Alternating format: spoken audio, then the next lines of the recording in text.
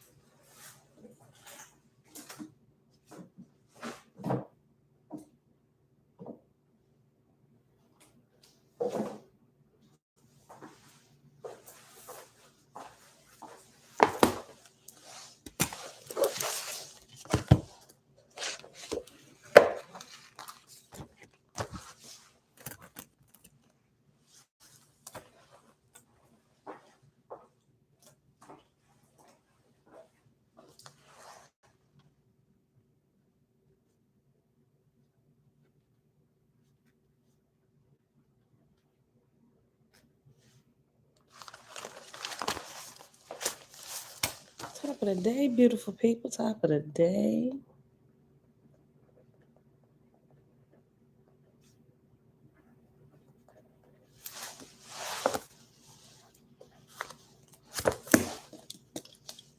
What is happening? Already with Facebook. Take your phone. Make sure I'm not what you call it on. Wi-Fi.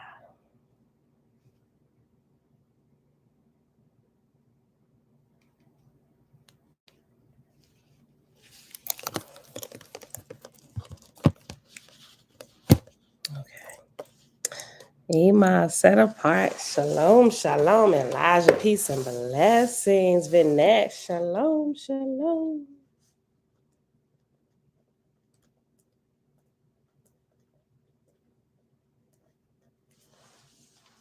All right, beautiful people. Happy Friday. Today is Veterans Day. Hoorah to all my military comrades.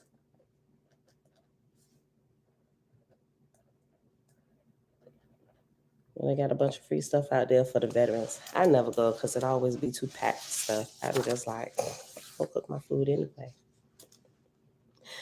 All right, beautiful people. But just in case you didn't know, which I'm sure all veterans do, you know what? Today I'm going to post, or at least for the Hampton Roads area. People here, I think all the people here that I know that they already know, but just in case there's somebody there that don't know, or shucks, they might be in another place. They see the veterans links and all that stuff. I'll put it up there. They could probably still call it, and it may not be the right office for them, but they definitely can direct them to where they need to call. So I'm gonna do something. I'm gonna post something this year about veterans resources and stuff. All right, beautiful people. Anita, greetings. Apple girl, shalom, shalom. All right, beautiful people. Happy Friday. It is November the 11th, 2022, day 260 of year 4 of reading through the books of the law and the prophets of the 4-year consecutive day count, day 1279. Today we're picking back up in the book of Sathantes on page 19. Yep, page 19, chapter 4. Then we're going to hop on over here to the field guide to the spirit world on page 62 and finish that. You know what?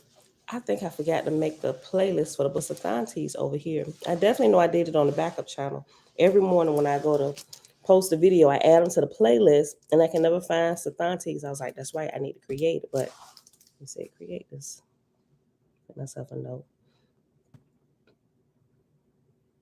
Because this time around, I'm doing each book along with the second time reading. It's a different playlist from all the first time reading. I think I'm going to change the name. I'm going to change the name of the playlist around so it's easy to spot, at least for me. Because when I go to pick it, I got to scroll through all these. It's a nightmare for me. I got to fix it. So I'll maybe put like Oahspe first time, Oahspe second time. That'll be the full playlist with all the books. But And each time, or at least starting at the second reading, actually the end of the first reading, I started creating a separate books. But I think I'm gonna also have to do that too, like second time book of Sathanti. So all the second times reading is added in a correct playlist. So I'm gonna get it together, y'all. All right, but anywho, Hana, peace and blessings. All right, y'all, let's get started. Father, may you be forever glorified for all the works of your hands. All right, y'all. Chapter 4, Book of Sathantes, page 19, in big blue. So God established colonies in heaven for the reception of the spirits of mortals, and the colonies embraced the arts of healing, education, industry, drapery, manufactories, the building of ships, and all things required for the spirit, even as corporal things are required by mortals. And great labor came upon the host of God who found these things, toiling day and night, receiving the easiest and providing for them food and clothing. So, quick recap from yesterday. Remember, it told us about the newborn spirits or the newly dead here, what we would call dead. They're called Easians. But as the new ranks under the first god, well, new god first, Sathantes was the first god of earth, right? And so his chain of command, his lords and lord gods and all those ashars, all that stuff, right? So it got to the part about the Ashars and the Asaphs. When the Ashars or your guardian angels are done recording your life and you die, not that you die when they're done recording, like we're done with you, no. I probably said that wrong, just in case we got some new people. When you actually die, they end the book of your life on earth. Then when you pass over into spirit, you're handed off to the the Asaphs. The Ashars or the guardian angels take your record of your whole life and they hand it over to the Asaphs. The Asaphs then look at your record, see what you did, and then they will place you appropriately where you should go, right? But when they get there, when it came time to feeding them, remember that the spirit, for a period of time after you die, will subsist on the same type of food that you fed it while you was living here. So at the time when you die, you were still a meat eater. The Asaphs would be in charge now of making sure you get your atmosphere and portion substance of the food, right? So when people hear that still have their bodies are actually slaughtering animals and cooking them up, frying chicken and stuff, they come and get the good smells and bring it back to you. They are no longer allowed to come themselves, right? Some still do get past their shards. I mean, their Asaphs, right?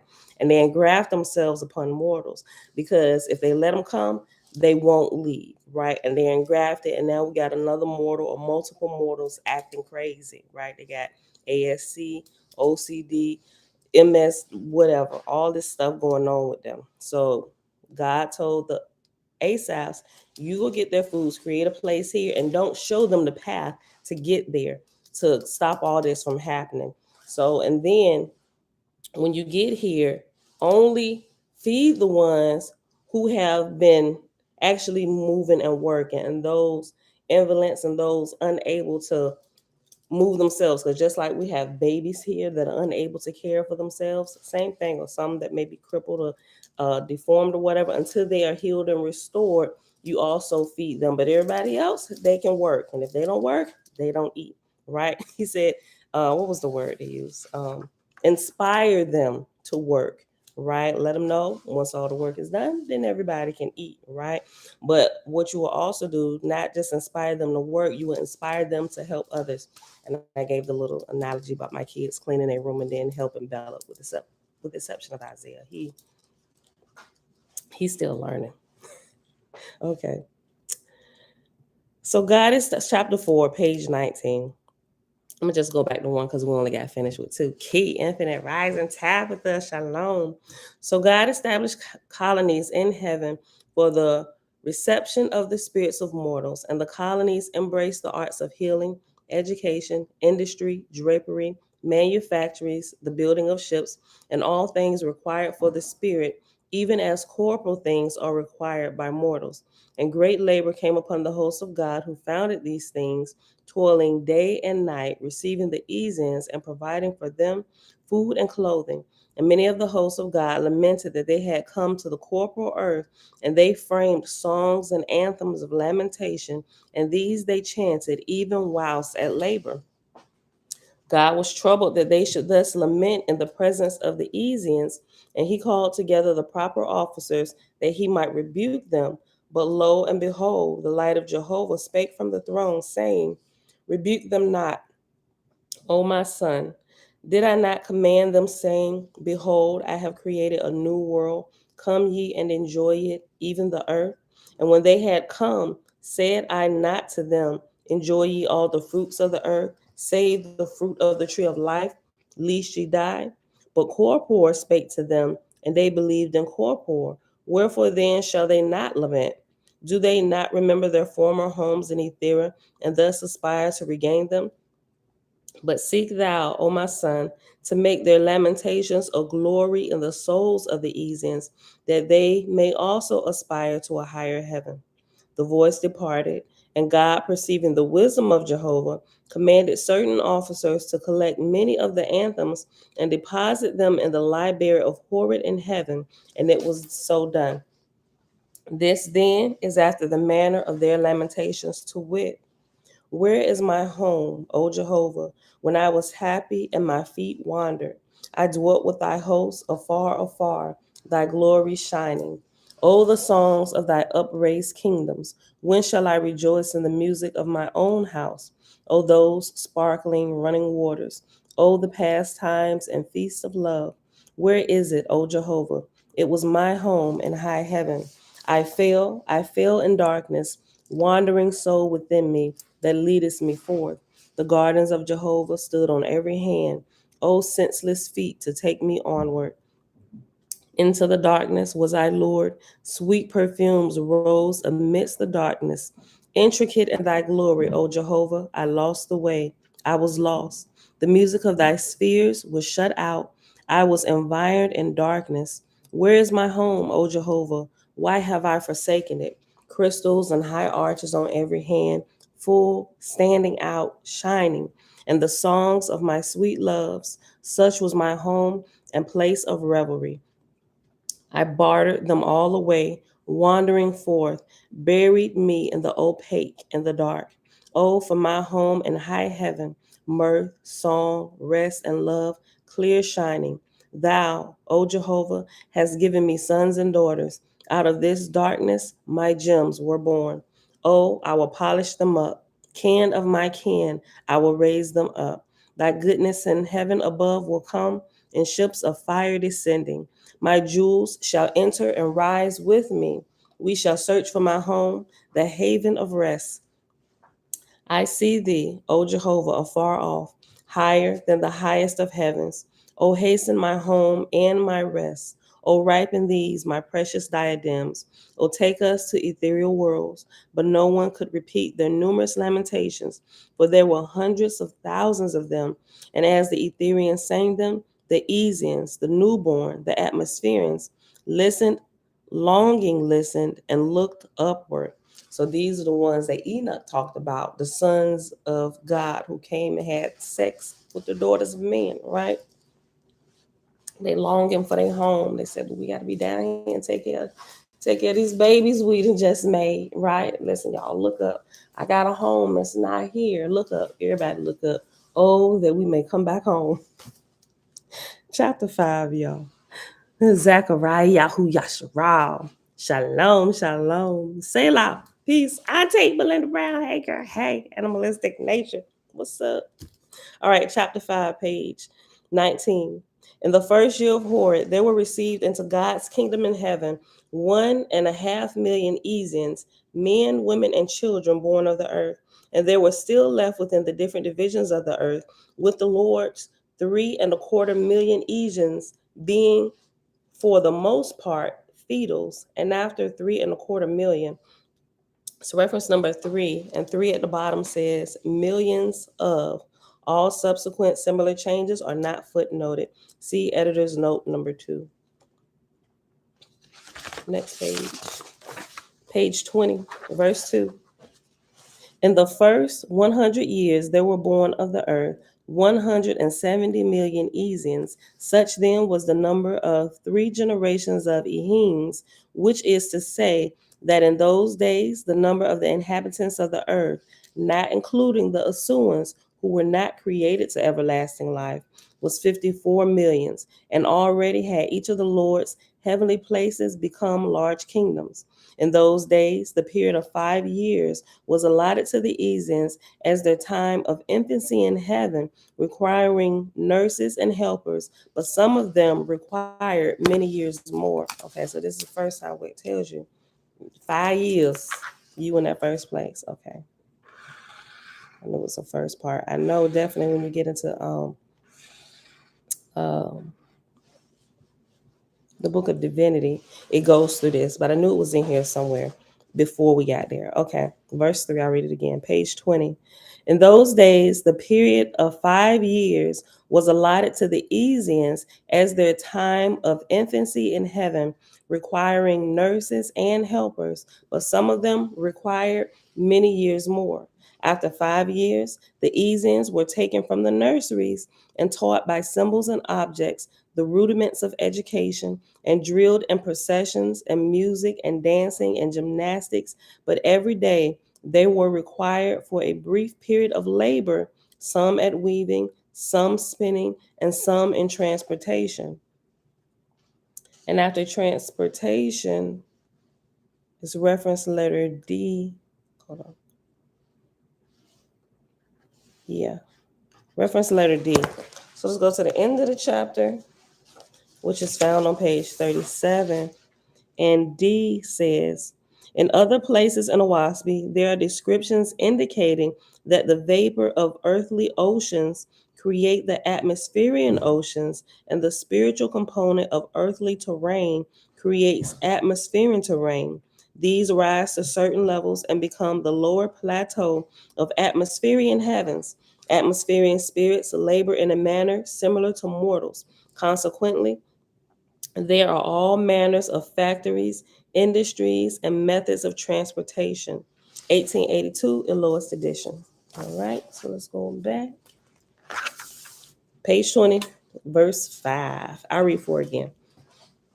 After 5 years, the Ezians were taken from the nurseries and taught by symbols and objects the rudiments of education, and drilled in processions and music and dancing and gymnastics, but every day they were required for a brief period to labor, some at weaving, some spinning, and some in transportation. The voice of Jehovah directed God, saying, the structure of my kingdom in heaven requireth it of thee, that thou shalt make all labor an agreeable exercise for the growth of the spirits in thy dominions. And God commanded the officers of the realm of Horeb to lengthen the hours of labor according to the age and strength of the spirits received up from the earth, and it was so.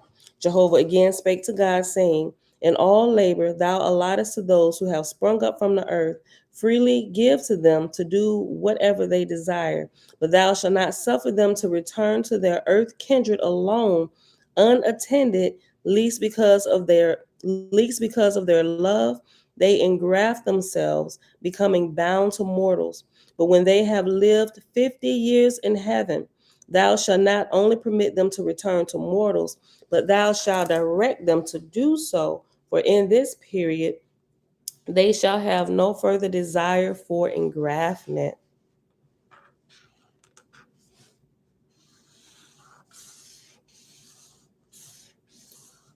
So if mama, granddaddy, daddy, auntie, uncle, your baby, if it ain't been 50 years, you know what? Shucks. After 50 human earth years, so if I was one, I'd be 50 years old, 51 years old. Well, shoot, half the family members might not even be living anyway after 50 years. I'm just saying, especially if they ain't taking care of their bodies. Yeah, I mean, what I got to go down there for now? I mean, I'll go, but I'm gonna come back every day like I'm supposed to. Listen. I'm gonna go back up to verse 5. The voice of Jehovah directed God, saying, the structure of my kingdom in heaven requireth it of thee, that thou shalt make all labor an agreeable exercise for the growth of the spirits in thy dominions.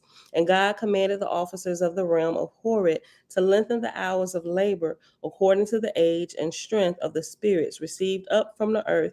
And it was so. Kind of like our labor laws here, right? You can only work children for so long. But if they're your children, the labor laws, as long as it's a safe environment, you can work them as long as you want to work them.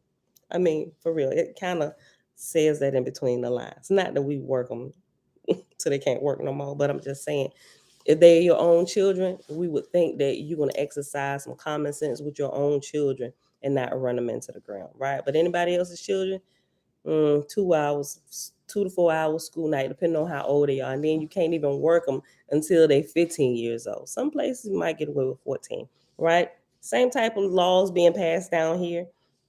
And as you get older, the longer you can work, right? Look, verse 7. Jehovah again spake to God, saying, in all labor thou allottest to those who have sprung up from the earth.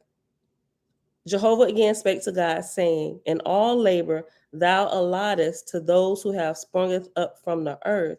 Freely give to them to do whatever they desire, but thou shalt not suffer them to return to their earth kindred alone, unattended, lest because of their love they engraft themselves, becoming bound to mortals. When they have lived 50 years in heaven, thou shalt not only permit them to return to mortals, but thou shalt direct them to do so, for in this period they shall have no further desire for engraftment. And again, Jehovah said, as fast as thou canst appropriate the labor of earthbound spirits to help in the resurrection of others, so shalt thou do in my name. And even so did God and the lords under him. And in the time of 100 years, there were raised up to the second rate 20 million souls that had come forth out of the earth. And many of them comprehended the manufactories, the nurseries, and schools and hospitals, and heaven to the full. And they were in many things alike equal to the requirements of their teachers. The voice of Jehovah came to God, saying, it is well, my son, to take a rest. Behold, thou hast toiled 100 years, day and night, without ceasing. Thou shalt therefore appoint other officers and spread out the kingdom of Horeb to cover and spread out the kingdom of Horeb to cover all the land of Waga, the continent of Pan. And thou shalt appoint in my name thou most efficient officer to sit on the throne for a short space of time. But thou shalt travel and visit the 5 lords of the earth and their kingdoms. And thou shalt take with thee 1,000 heralds and 1,000 messengers and 5,000 musicians. And thou shalt have a ship sufficient to carry thy host and to be as thy house whithersoever thou goest. See to it and set all things in order, and depart thou on a journey of 1 year. And God called in the surveyors who brought maps of the earth and heaven, showing the best places for extending the kingdom of Horeb. And God appointed 50 governors for the 50 places required, and he gave each of them 5,000 men and women to accompany them. And when they were chosen, God addressed them from the throne, saying, according to the commandment of the Father, are ye chosen. And by his command will I come to your respective places ere long and bestow ye with all that is required for building up colonies in Jehovah's name. As you witnessed the founding of Horeb by the archangel Su.ic.ide, so may ye understand that I will come to you all. Go ye forth, then, taking your host, and lay down the foundations for your cities. As ye have learned from me, go ye forth doing as I have done. And as ye do with a small colony and a small city, so will I give into your keeping that which is greater when ye are prepared therefore. When God ceased, the marshals led the way, and the hosts, following their governors, bowed in front of the throne, saluting with the sign of Jehovah's name, which was answered by God's hands upraised. Meanwhile, the Essenars sang in glory to Jehovah. Presently, the host passed out and beyond the pillars of fire. When all had quieted, God said, let the builders of ships begin now and build a ship for me and my host, for the time draweth near.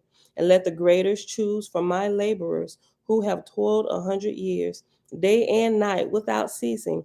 Such as shall be my companions and hosts on my journey, according to their grades shall they be chosen. And even so were they chosen and notified. And God said, whilst I shall be absent, there shall sit on my throne, being God in my place, he who standeth highest in the grades, according to the transcendency of him who hath done the most for the resurrection of the Ezians, so shall be your God and my God. And God commanded the graders to present before the throne the records, and the council of Horeb, that the council of Horeb might determine the matter. And this was done. And Haja, an Etherian, was chosen. And God commanded them to send word unto Haja with an escort to conduct him to the capital. In due time, the escort bore Haja into the palace of the kingdom of God, and God was sitting on the throne. With music they came in and filed in front of the throne, forming a crescent with Haja betwixt the horns. God said, by command of Jehovah have I summoned thee hither, O Haja. Long have I known thee, even on other worlds. Of all virtues in man, which standeth the highest, which is never to mention one's self, thou excellest all men in my kingdom. Thy labors for the general upraising of Horeb excellest all others. For this reason thou art preferred, and by Jehovah chosen to be my assistant while I am here, and in my absence to be my very God in the Father's name. Haja said, this being the will of Jehovah, proceed thou. Hold on, I see comments. Make sure y'all can hear me. I know, right? Look, Selah said, very interesting how Sathantis came with millions of angels, but only 200 mentioned in Enoch, right? I noticed the Bible and Enoch, all them other books, they literally cut down the amount of everything. And they are famous for taking things and bottling it into like one person or into one area, so you don't even see how vast everything is, right? Even remember I mentioned to y'all in the book of Jubilees when it was talking about the creation of man, not that the creator made just one man and one woman, everybody flowed out of them.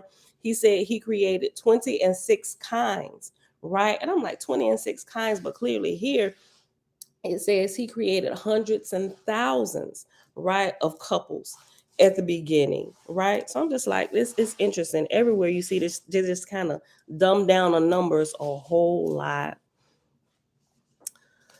Book of Remembrance, Enoch talk about how people should live and work together in a community. You can pin this to what Oahspe is saying. Yep. But the spirit, time, and earth time the same? But is the spirit time and earth time the same? Good question. In a way, yeah, and in a way, no. The way we perceive, okay, so it coincides, but in the way we perceive time, it seems like we are on so much more of a slower clock than the spirit realm, if I can say it that way, because it seems like there's no time in spirit, right? Just like there's no like you can pray for something like prayer, there's like no distance with the requirements of prayer. Like you can be on the other side of the earth and pray for somebody, and like it's still like it just depends on who praying for real, right? And the circumstances going on, things that happen like that, like it's not bound by the confines of time. And just like here, like if you ever meditated, and if you look at those who meditated and actually got in the zone, so to speak, right, or got in that sweet spot, you will meditate and say it'll be 5 o'clock, and next thing you know it's 7. Like, oh my gosh, where did the time go? Like literally you trying to find out what happened during that time because it passed like that. Just like when you're having good conversations or you're talking about the Father, having real good spiritual conversations that actually have substance where people are learning. That's how, like, oh my gosh, we've been up here 6 hours. We didn't even realize it was that long. So they kind of like coincide, but it's different. But I don't know. You get more out of the spiritual time than we do earthly time. I don't really know how to explain that the right way, but y'all get what I'm saying, right? Yeah. So that was to Anita, but it's spirit time and earth time the same. But I know you was when you were mentioning, you probably said that when I was talking about the 5 years and the 50 years. Yeah, man created time. I agree with that. There's like no time with creator, which is why we ain't gonna get into all that. It's yeah. Tabitha said, I'm noticing the Aquarian Gospel, the book of Enoch, tries to bring out some heavenly and earth history, but Oahspe is more transparent than them all. Yeah, I haven't read the Aquarian Gospel yet, although I do have it. Haven't gotten to that one yet. So, yeah. I like that, Elijah. Oahspe brings all the spiritual books together. Absolutely does. Okay, so let me go back. I just wanted to make sure y'all could hear me. I saw the comments just, all right.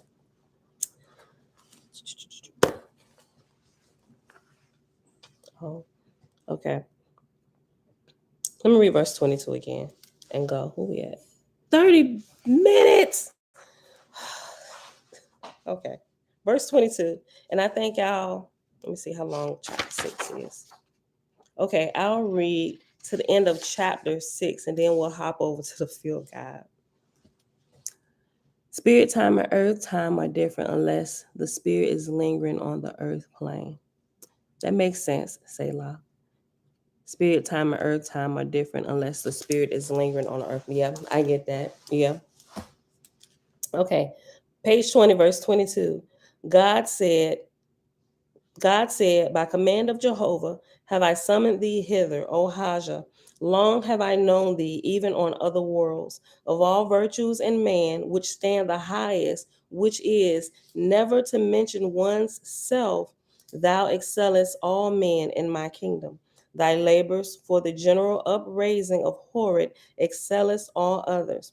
For this reason thou art preferred, and by Jehovah chosen to be my assistant whilst I am here, and in my absence to be my very God in the Father's name. Haja said, this being the will of Jehovah, proceed thou.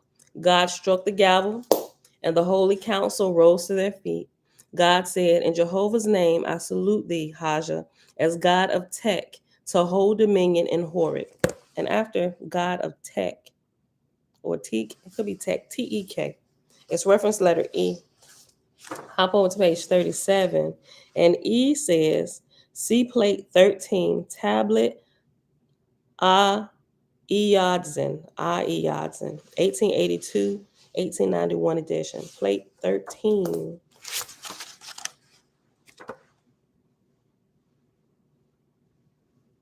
It's found on page 385.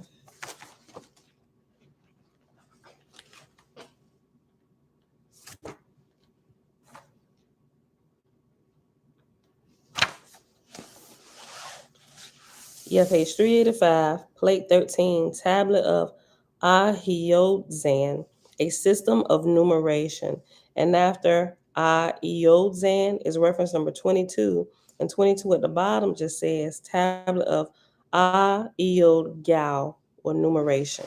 And I'll show this. Page 385 in big blue right here. I'll show it to Facebook first. YouTube. Okay. All right, so go back to page 21, verse 24. Page 21, verse 24. God struck the gavel, and the holy council rose to their feet. God said, in Jehovah's name, I salute thee, Haja, as God of Tech, to hold dominion in Horeb. Come forth and receive thou my throne for the Father's sake. The marshals then conducted Haja to the foot of the throne, and God came down and took his hand and led him up. As they were going forth, a light as of golden fire came down from the firmament above, and sent by the kingdoms high exalted, and God and Haja were covered around about and illuminated. God said, by thy wisdom, love, and power, O Jehovah, do I receive this thy son on thy throne. Be thou with him in wisdom and strength for thy glory forever. Amen. God raised up a rod, waving it, and rain came down from heaven. Haja said, in thy name, O Jehovah. Whereupon God stretched forth his hand unto Jehovah, saying, Give me a crown for thy son, God of Tech, O Jehovah. And there descended, as if a small star, far lengthened out, a light of gold and silver, and it settled on God's hand, and he fashioned it into a crown, and emblazoned it with the sign, God of Tech, and placed it on Haja's head, saying, In Jehovah's name, thee I crown to sit on the throne in Horeb during my absence. Haja said, Thy son, O Jehovah, shall fulfill thy commandments in wisdom and love. May the Father, creator of worlds, give this thy son rest and comfort for the glories he hath wrought in thy name. Amen. The council said, Amen. The Essenars chanted an anthem of praise to Jehovah, and God led Haja forth and seated him on the throne, saying, Thou art God in my name, and Jehovah's also. And since I now go down to the earth to sojourn for a season, thou shalt be known as God of both earth and heaven. So God departed out of Horeb and embarked on a ship, taking with him 7,000 men and women for his escort, beside 1,000 Essenars and the crew of 3,000 to work the ship. So Haja became like the vice president, sitting in for the president while he off somewhere, right? Chapter 6, and it's 19 verses in chapter 6, and we're going to pause after we finish here. Let me go ahead and move my marker.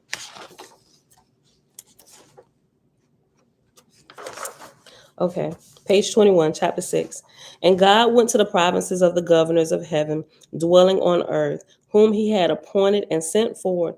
And as he himself had been commissioned by Jehovah in Horeb, so did he install the governors on their seats. And the governors were situated within Waga, Pan, at remote distances. But God sent messengers to them, notifying them of the time he would appear.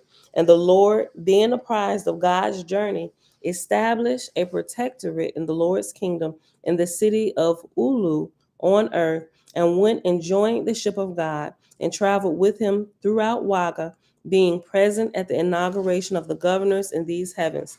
To each and all the governors, God said, Remember that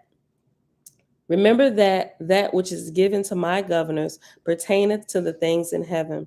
For the Lord's matters pertain to earthly things, and to angels that labor with corporeans. But ye are allotted to the Easians, receiving them in heaven, providing them with places to sojourn, and in their helplessness supply them with food and clothes, and the rudiments of learning. God said, Remember ye also, the time cometh when each of these governorships shall attain to an independent kingdom, and instead of being governors, ye shall be raised as sub-gods. After God established the governors, the Lord persuaded God to visit his place in Ulu, and thence to go around about on earth and see the mortals with whom the Lord had to deal. And God consented, and the Lord sent messengers on before him, that the house of the Lord, which mortals had built, might be replenished and cleansed. And the protectorate notified the Ashars, and the Ashars impressed mortals to go and cleanse and purify the house of the Lord. And so mortals fell to work and cleansed the place, and burned incense of sweet myrrh and hepatane, not even knowing they were fulfilling the command of the Lord. When the ships of the host of God came to the city of Ulu, mortals saw it high up in the air, and they feared and ran hastily to consult the prophet of the Lord. And the prophet said, Behold, God appeareth in a sea of fire in the firmament of heaven. And God caused the ship to be made unseen, that fear might subside on earth. And he descended with his host into the house of the Lord, and they went and touched the things mortals had built, that they might perceive corporally. And the Lord gave a banquet, and the angels of God tarried 4 days, exchanging fellowship with the Ashars, who ministered to mortals. And the Ashars took the angels of God around about amongst mortals, both whilst the mortals were asleep and awake, showing them all things. And I got this highlighted because the very first time I read this, it reminded me of this dream, semi-dream. I wasn't quite asleep. That place in between waking up and still sleep. Like that is where what we call the veil being the thinnest, right? And it's when I'm in that state, a lot of times I hear conversations that are in the other realm and I'll see things right in there, right? And this had to be about, been here, I want to say about maybe about 3 or 4 years ago. I'll never forget it. Shucks, when we read through this the first time, the dream flashed in my head or dream semi or whatever. But I was woke because I heard it, and I was talking as I was waking up. Okay, so we was living in a house where we was at before here, right? Like before the hotel and everything. We were upstairs. It was early in the morning. It was around about. It was like 5 something in the morning, right? 5 something in the morning, and my husband was still asleep, and I was like, it's about time for me to get up, right? And I was coming from sleep to being woke in that state, and I was laying on the side of the bed, and I was laying on my right side, and I was facing towards the wall, and all of a sudden it was like my bedroom just opened up. It was just open, right? Like it was floating in the air. It was just open, and here come three people walking, and they were walking in like a triangle formation, right? One right here, two behind, and they had clipboard, right? They had the one in the front had a clipboard. You know how you in a hospital and they give a report, at the end of the day, walking past rooms and stuff, and the person that's giving a report that's about to go off duty to the two or whoever coming on. It was like it had kind of had that feel, right? And so they was walking and they were looking, and then they looked in my direction. And when they looked in my direction, I made eye contact with all three of them. I looked, and they was like, and is this one of the ones who would be? And the one with the clipboard said, yep, she's one of the ones, And I'm like, one of the ones who would what? One of the ones who would what? And I'm being nosy. What do you mean? What? I'm one of the ones who would be what? And I woke up saying that, and I sat up, and I'm like, one of the ones who would be what? I'm like, oh my gosh, I hope I ain't on the bad list. Right? Y'all remember when I was telling y'all that?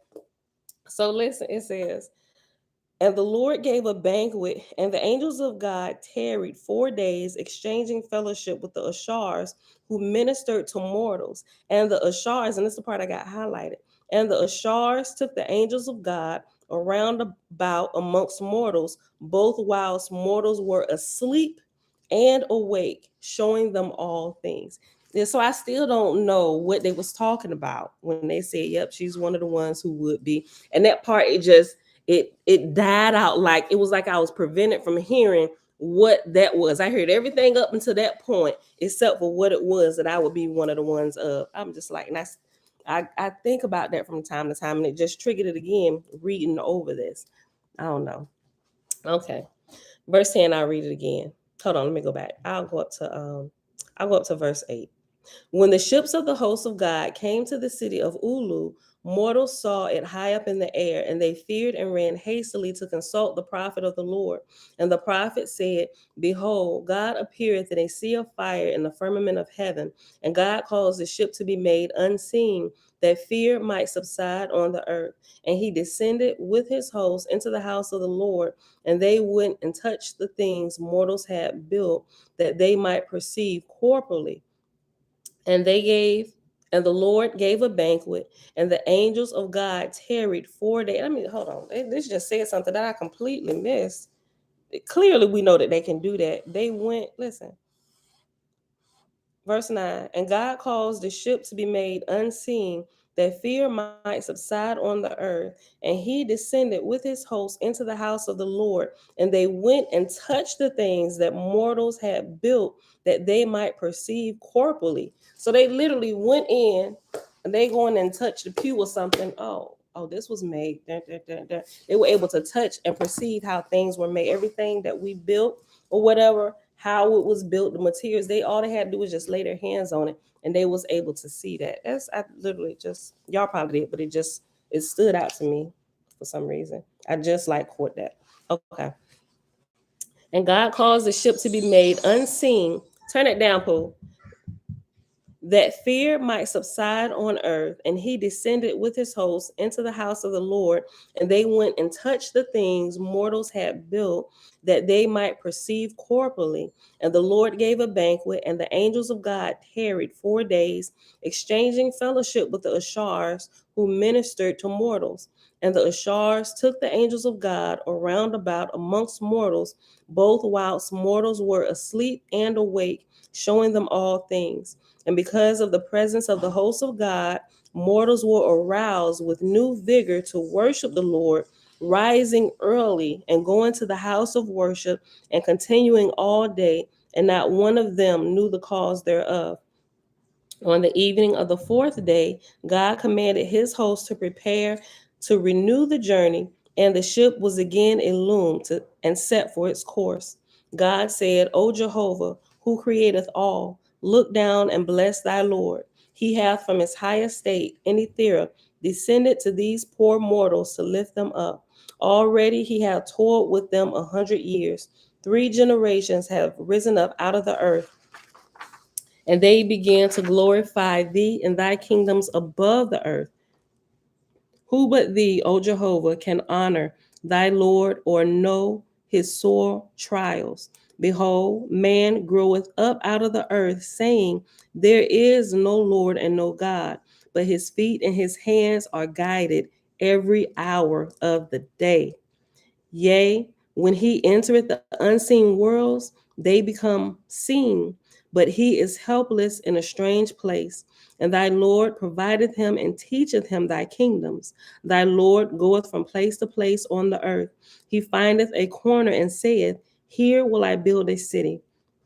He sendeth his angels forth, and they inspire man on earth to come and build a city. Yet when the city is built, man saith, behold, there is no God and no Lord. Thy Lord bringeth the corporans together and guardeth them day and night, but man turneth away in strife and destruction. Then thy Lord withdraweth his angels of the city because of its wickedness, and lo, the city falleth in ruins, but man knoweth not the cause. Yet the Lord toileth on day and night, watching, guarding, striving to lift man up out of darkness. O Jehovah, Father, bless thy Lord and his host. Haste the time when man shall comprehend the foundations of thy kingdoms. The Lord said, O Jehovah, ever present, hear the words of thy God. He who comprehended the whole earth and the heaven of the earth, knowing no day nor no night. He dealeth with millions. His judgment is sufficient for all. Glorify him, thy Son of heaven and earth. He fashioneth the homes of thy lords and thy little ones in great wisdom. His love is the glory of all men. His strength fashioneth after thy foundations. Give swiftness and rest and joy in thy quickening to him, thy God. The mortals of the city of Ulu had gathered together to worship, and they were singing and dancing to the Lord, and the angels joined in the singing also. And God went and sat on the altar and illuminated it so the mortals could see him. And the chief prophet came near the place of the Lord, and the Lord placed his hand on the forehead of the prophet so he might speak in the name of God. The prophet said, behold me, I am the God of heaven and earth, and my words come out of the mouth of this my prophet. Keep holy the 4 days of the moon, for they are the Lord's days. Do no evil, but strive for wisdom and do good. And when ye are dead, behold, ye shall live, for I have places prepared for ye in my heaven. Rejoice and be merry, for the Lord liveth and reigneth. When the prophet ceased, God rose up from the altar, and his traveling host also, and saluting the Lord in the name of Jehovah, disappeared in heaven above. Go back up the second sentence in verse 18 where it says, keep holy the 4 days of the moon, for they are the Lord's days. Those represent what we call the Sabbath days, right? They're the 4 holy days of the moon. You got 4 Sabbaths within a moon cycle. They call them the 4 holy days of the moon here. But also at the end of this sentence is reference letter F. So let's hop to F on page 37. And F says, See ceremony of Hai Dang in chapter Hai Dang in Book of Safa. Also see chapter Osiris, verse 8, Book of Safa, 1882, the lowest edition. We have 50 minutes. Hold on. Hai Dang.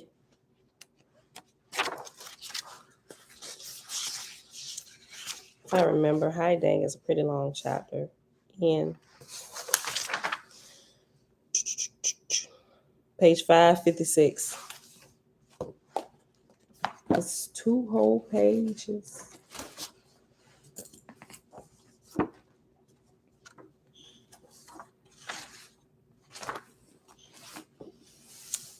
Yeah, high dang, high noon or sun degree.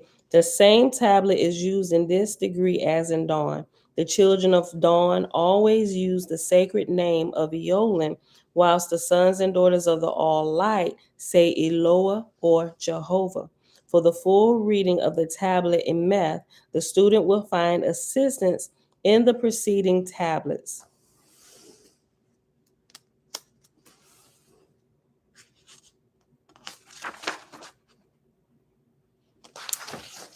We gotta read it. Okay. Well, yeah. Yeah. I'm really not in a rush today. So we listen, if we read it, we may or may not get to the field guide. Let's see how fast we get through this. But first, before I read this one, what was the other reference?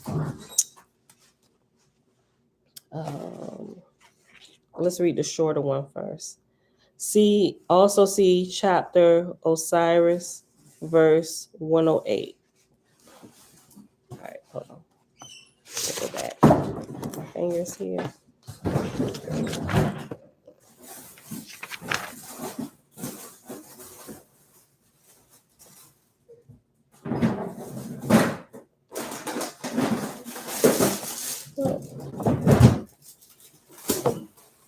Wait.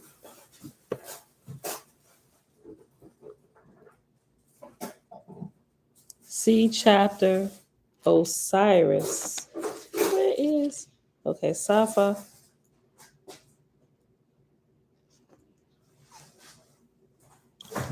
Osiris is its own book. But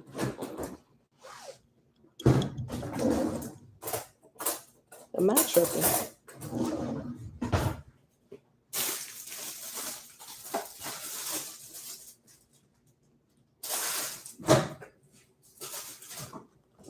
I'm tripping.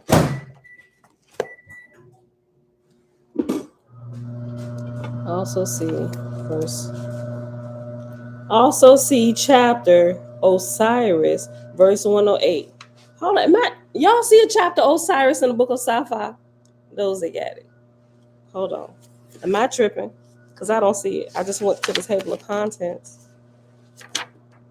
About to read High Dang on page 556. It's just the book of Osiris, right? And the book of Osiris, it has multiple chapters. Let me see. Which is starts on page 122. Let's do this. Did I miss this the first time? Osiris.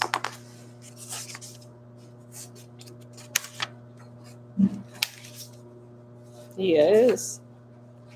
And I don't think any of the chapters have 108 verses. Not at least not in the book of Osiris. Osir.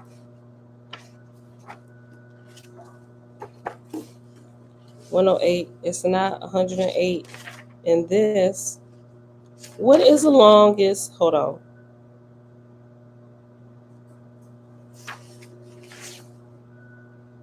No, that's Mahat.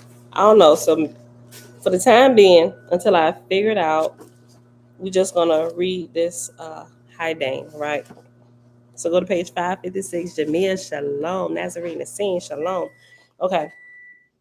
High Dang, high noon or sun degree, the same tablet is used in this degree as in dawn.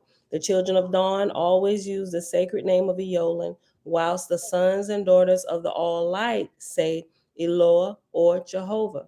For the full reading of the tablet of Emeth, the student will find assistance in the preceding tablets.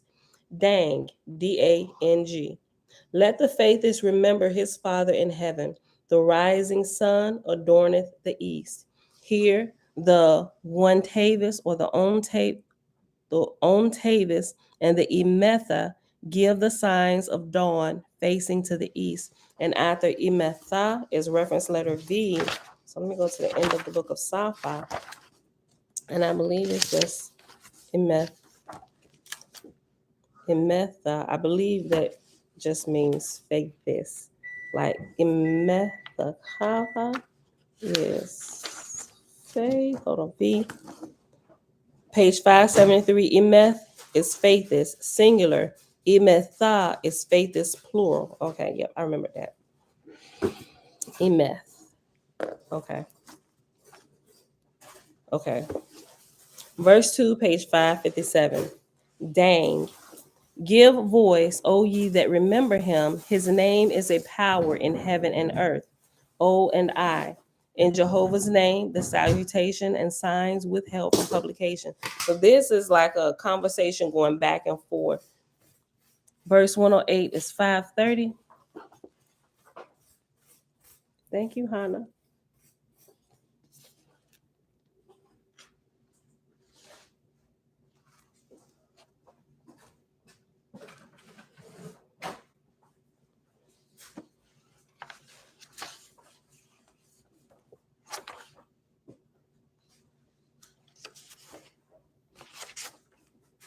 Did I?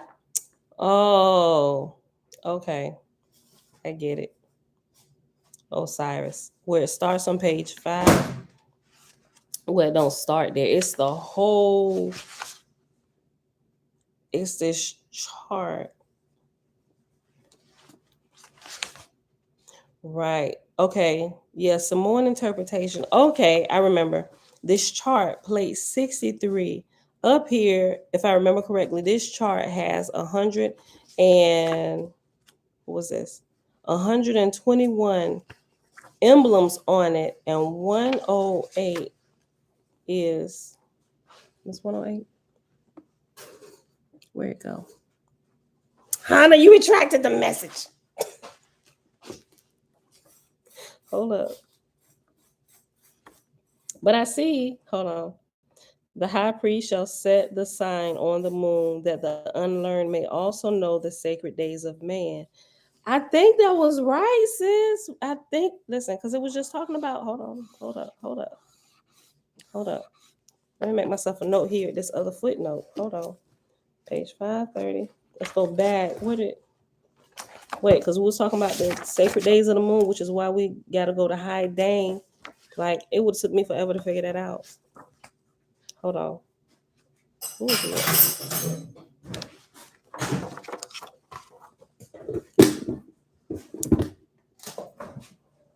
F. Keep holy the 4 days on page 22, verse 18, the verse 18 next to the last verse. Keep holy the 4 days of the moon, for they are the Lord's days. And it says F. So we went to F. F says, see ceremony High Dang in book of See ceremony of High Dang in chapter High Dang in book of Safa. Also see chapter Osiris, verse 108, book of Safa. What it should have said, right? That's why I'm gonna make this correction so I don't mess this up again. It should say chapter 1, right? Chapter 1, which is the Samoan chapter, right? It should say chapter 1 of Samoan, because that's what it's at, right? And verse 108.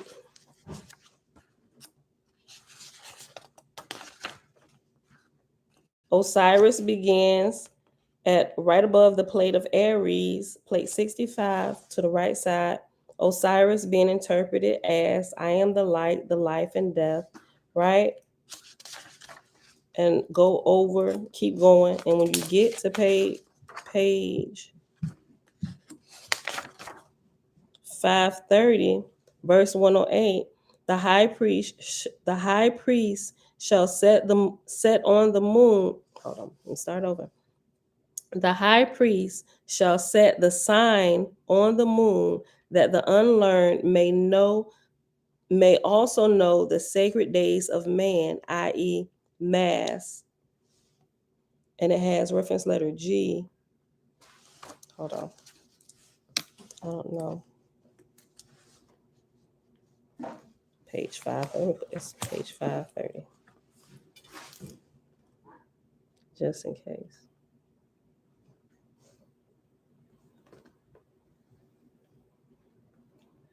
This footnote is unclear, but I think you might actually be right. Starts on page 525.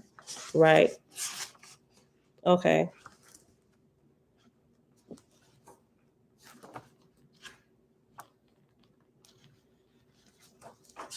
Yeah, I definitely don't remember doing this the first time.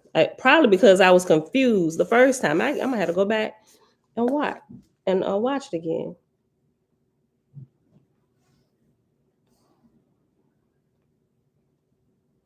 Five, 30.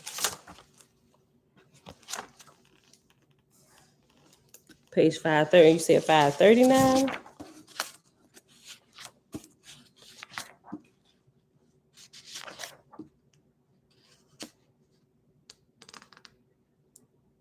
You definitely probably meant page 530. You got 539. Is that a typo?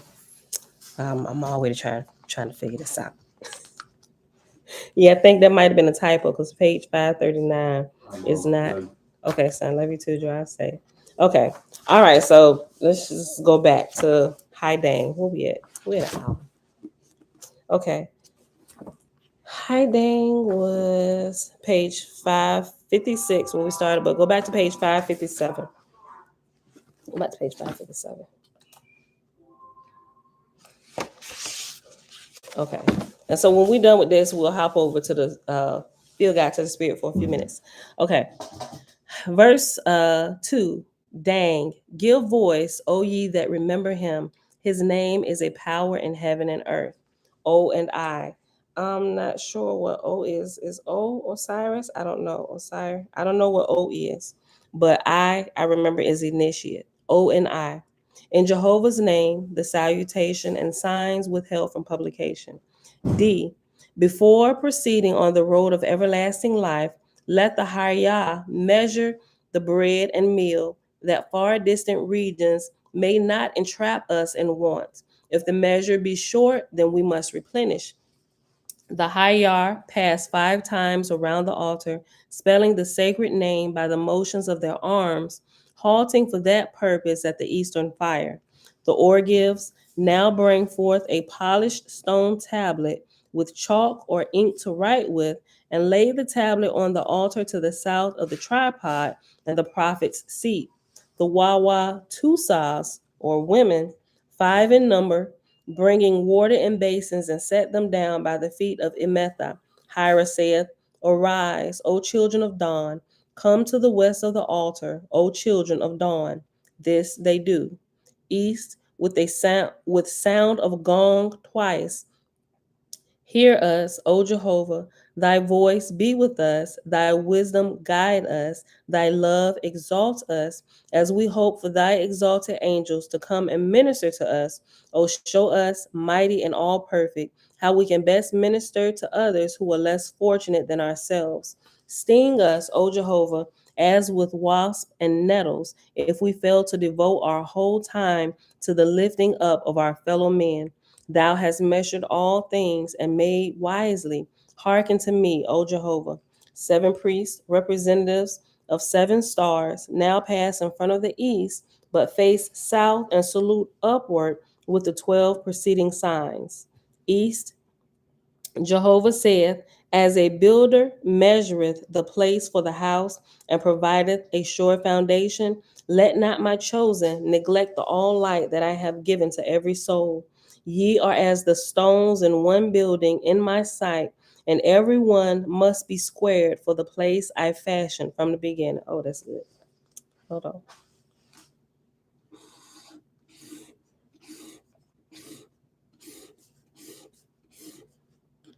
I'll read verse 7 over. East, Jehovah saith, as a builder measureth the place for the house and provideth a sure foundation, let not my chosen neglect the all light that I have given to every soul. Ye are as the stones in one building in my sight, and every one must be squared for the place I fashioned from the beginning. The Emetha shall be my house, to them will I give the whole earth.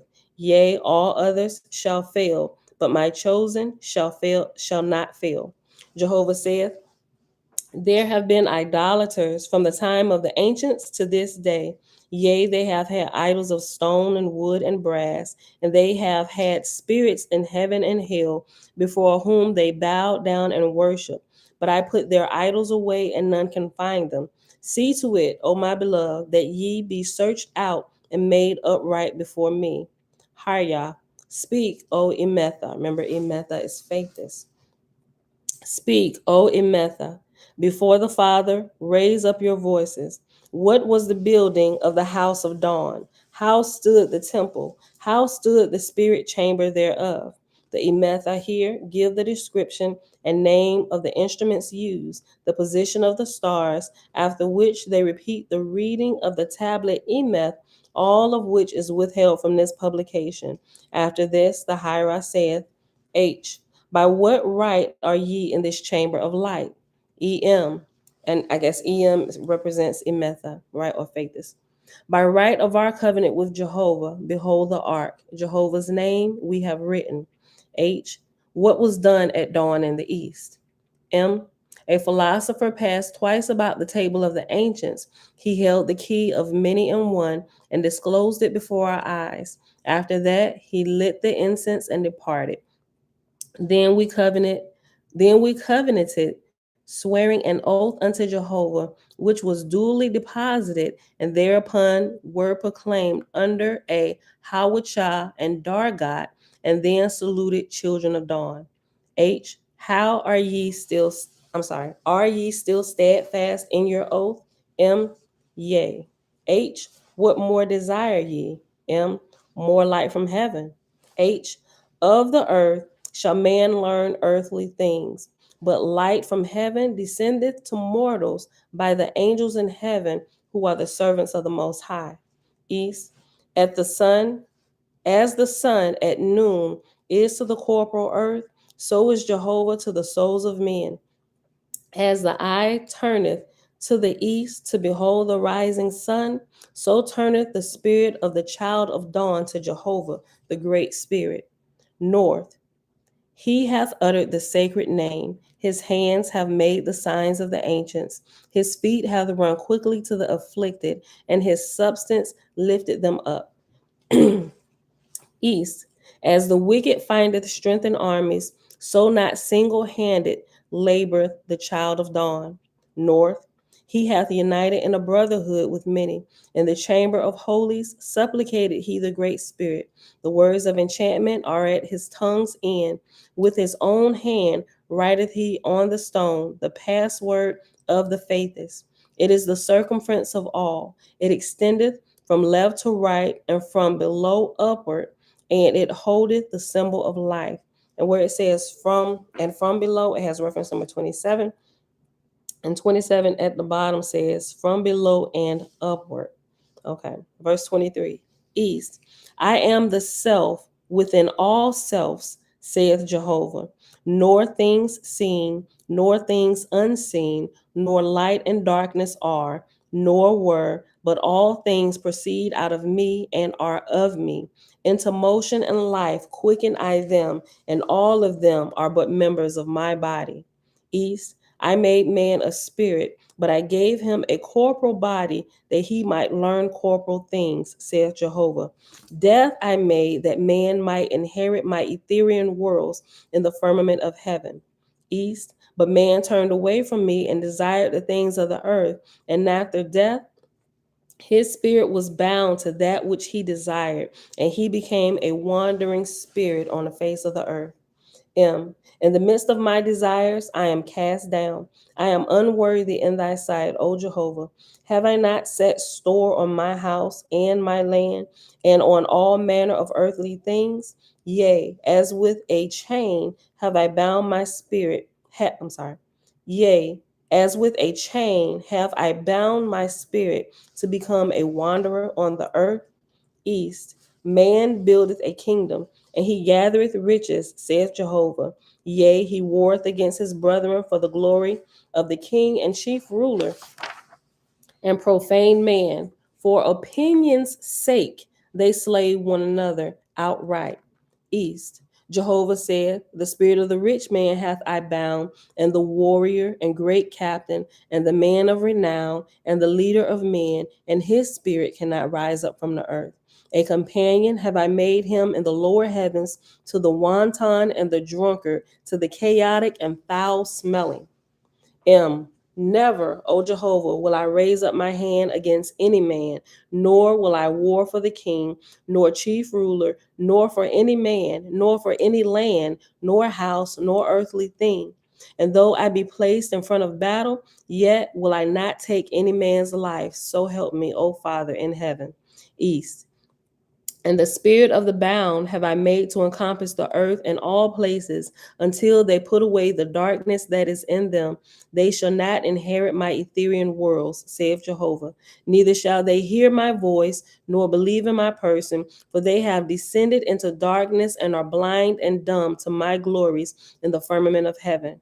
East. But I provided for them in their darkness, saith Jehovah, for I bring the earth into a light region in the firmament above, and I send my holy angels to deliver them out of darkness and bondage.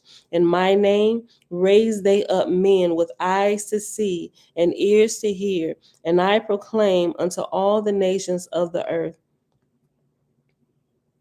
And I proclaim unto all the nations of the earth. M. Make of my body and my spirit, O Jehovah, a servant unto thee. And whatsoever thou puttest upon me, that will I accept and do with all my might and wisdom and love. That which thou hast taught me will I proclaim, fearing naught that may come upon me, for thou shalt make of me an example of steadfastness for thy glory.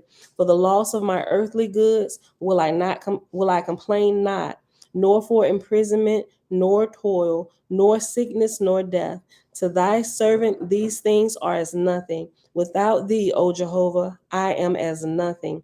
But thy servant will I be henceforth forevermore. Amen. Hold on, let me look at something real quick.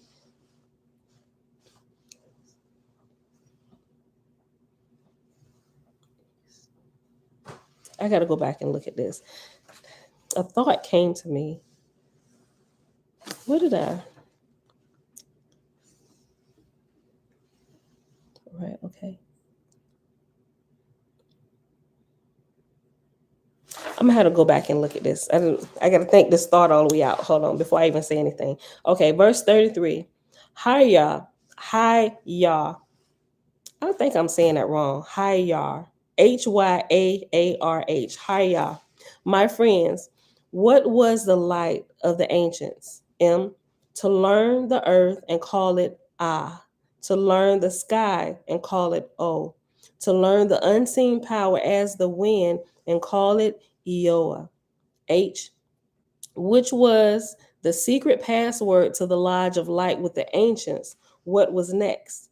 M. To worship Eloah, to do no murder, to keep holy one day in seven, to steal not and commit no adultery. Let me finish this and I'll bring out before I get to talking. Okay. Verse 36. M. To worship Eloah, to do no murder, to keep holy one day in seven, to steal not and to commit no adultery. H. What was the next light? M. To do not unto others that which we desire not done unto us. H. What next? M. To do unto others even as we desire them to do unto us. To love one's neighbor as oneself, to return good for evil. Here ended the ancient light, but in Cosmon to the order of this day is added H. A greater light I now give unto you in the name of Jehovah, which is that ye shall do good unto others with all of your wisdom and strength all the days of your lives, and that ye shall perceive no evil in any man, nor woman, nor child, but in their birth and surroundings. M. This also do I accept of thee, O Jehovah.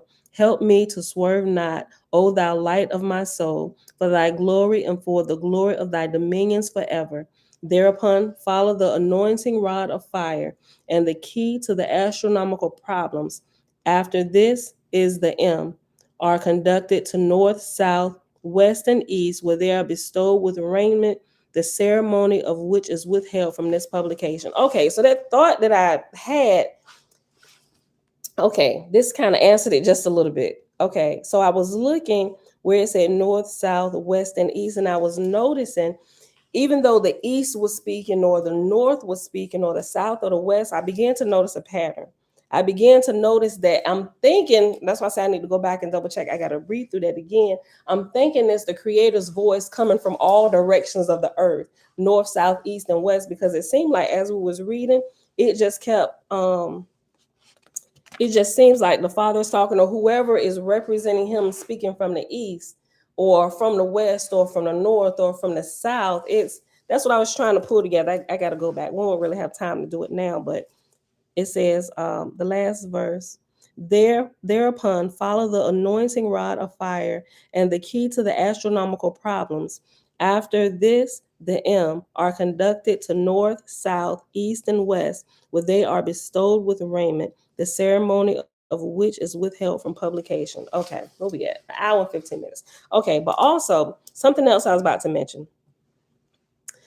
If you go and read, and those of you who already been reading it, right? The Scenes Gospel of Peace. Yesterday, while I was listening to it again, it got to the part, I believe it's in book 3, where it's going. Oh, I think it's book 3. It could be book 2 or book 3. I'm almost certain it's book 3. I'm gonna find it and I'm gonna post it today. I'm gonna copy and paste it. It gives the original 10 commandments. So it said these are the original commandments that Moses got from Creator, right? But because and what is amazing, the difference, I immediately saw the difference from those, and he took those and hid those in his bosom and gave man the other 10 that we currently see, which we can find in like the in the Babylonian scrolls and all that stuff, right? The Enuma Elish, I think I said that right. I probably said it wrong, but anyway, there was a stark difference. But all of the commandments referred and related to Creator, right? I'm gonna post it for y'all. You remember that? Okay, I'm gonna post it. It's amazing. Y'all got to see this. I'm gonna learn these 10 commandments in this fashion, right? I'm like, this is definitely a look. It's still good 10 commandments. You can keep them, right? Until you get some ones that give you a higher light. That the 10 commandments that we have that I done taught all my children, I make them right over. I'm like, you know what? They're definitely, now that I done seen this, they're definitely of a lower light. They still suffice. They work. They still good. But these, why didn't we get these? These are the ones that Moses hid in his bosom. And he said, these right here, the children of light, right? The ones, spirit of my spirit. He said they're gonna get these and they're gonna follow these. It's gonna be a joy to them. I'm like, oh snap, right? I just came across that yesterday. Y'all might have already seen it, but I'm gonna share it today. It is so good. That's all I want to say about that. Look, let's take a few minutes and hop over here to the Field Spirit Guide where we paused at yesterday. We still in the Black Dog Unleashed, right? Let me see how many pages left. 118. We definitely might not be able to finish it, so we'll go for a few pages. We'll see how fast I read through. Right? Ooh, it's 7:33. I could probably go to 8 today if I wanted to. We'll see how far we get. Okay, so we paused on page 62, right? And down the last paragraph where it says, like Darren, many autistic children are exquisitely sensitive. I said I was gonna start right there, but let's go up one. No, go back up to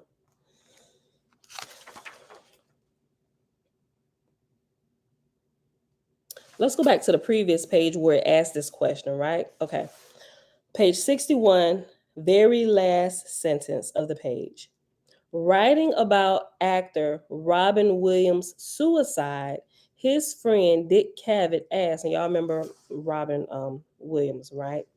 He passed a few years ago. He took his own life, right? Okay. And you would never think somebody like him, with the movies he made, his bubbly attitude and all this stuff, this is kind of getting into the science of this a little bit. Okay. Writing about actor Robin Williams' suicide, his friend Dick Cavett asked, why does the gift for great performance seem to go hand in hand with unshakable depression? Cavett 2014, page 54. Hold on. When we were reading before we got to the book of sci-fi, we were on page, well, we started on page 19 in the book of Sathantes. Hold on. That's good. Hold on. Let me put my ending page. Hold on. We started on page 19 and we went to page 22, Jamil. Thank you for that. Let me put that right there because I would have been looking for it later. Like, where did we stop? Yep, and we read to the end of chapter 6. We read chapter 5 and 6. Yeah. Okay. Why does the gift for great performance seem to go hand in hand with unshakable depression? Cavett 2014, page 54. It is in their openness that we will find the answer to that question, not in brain chemistry. Cavett, like so many who hope for medical breakthrough, speculates that there may be something in the brain chemistry of the performer that produces this woeful result. Will some chemical link be found? Well, okay, certain links are known. Low levels of serotonin, for example, have been found in the autopsied brains of some suicides, as well as in depressives and those with impulsive disorders. Mind and body work together. So the question really is the serotonin level a cause or an effect of depression? The black dog of depression, Winston Churchill's phrase, is so potent and unremitting that people have come to regard its cause as physical, like, say, diabetes or asthma. Depression is a chemical imbalance in the brain, say medical experts, but we are also told the science of understanding the human brain is still in its infancy. It is very difficult to make good mental health diagnosis. The best experts in the world have trouble in this area.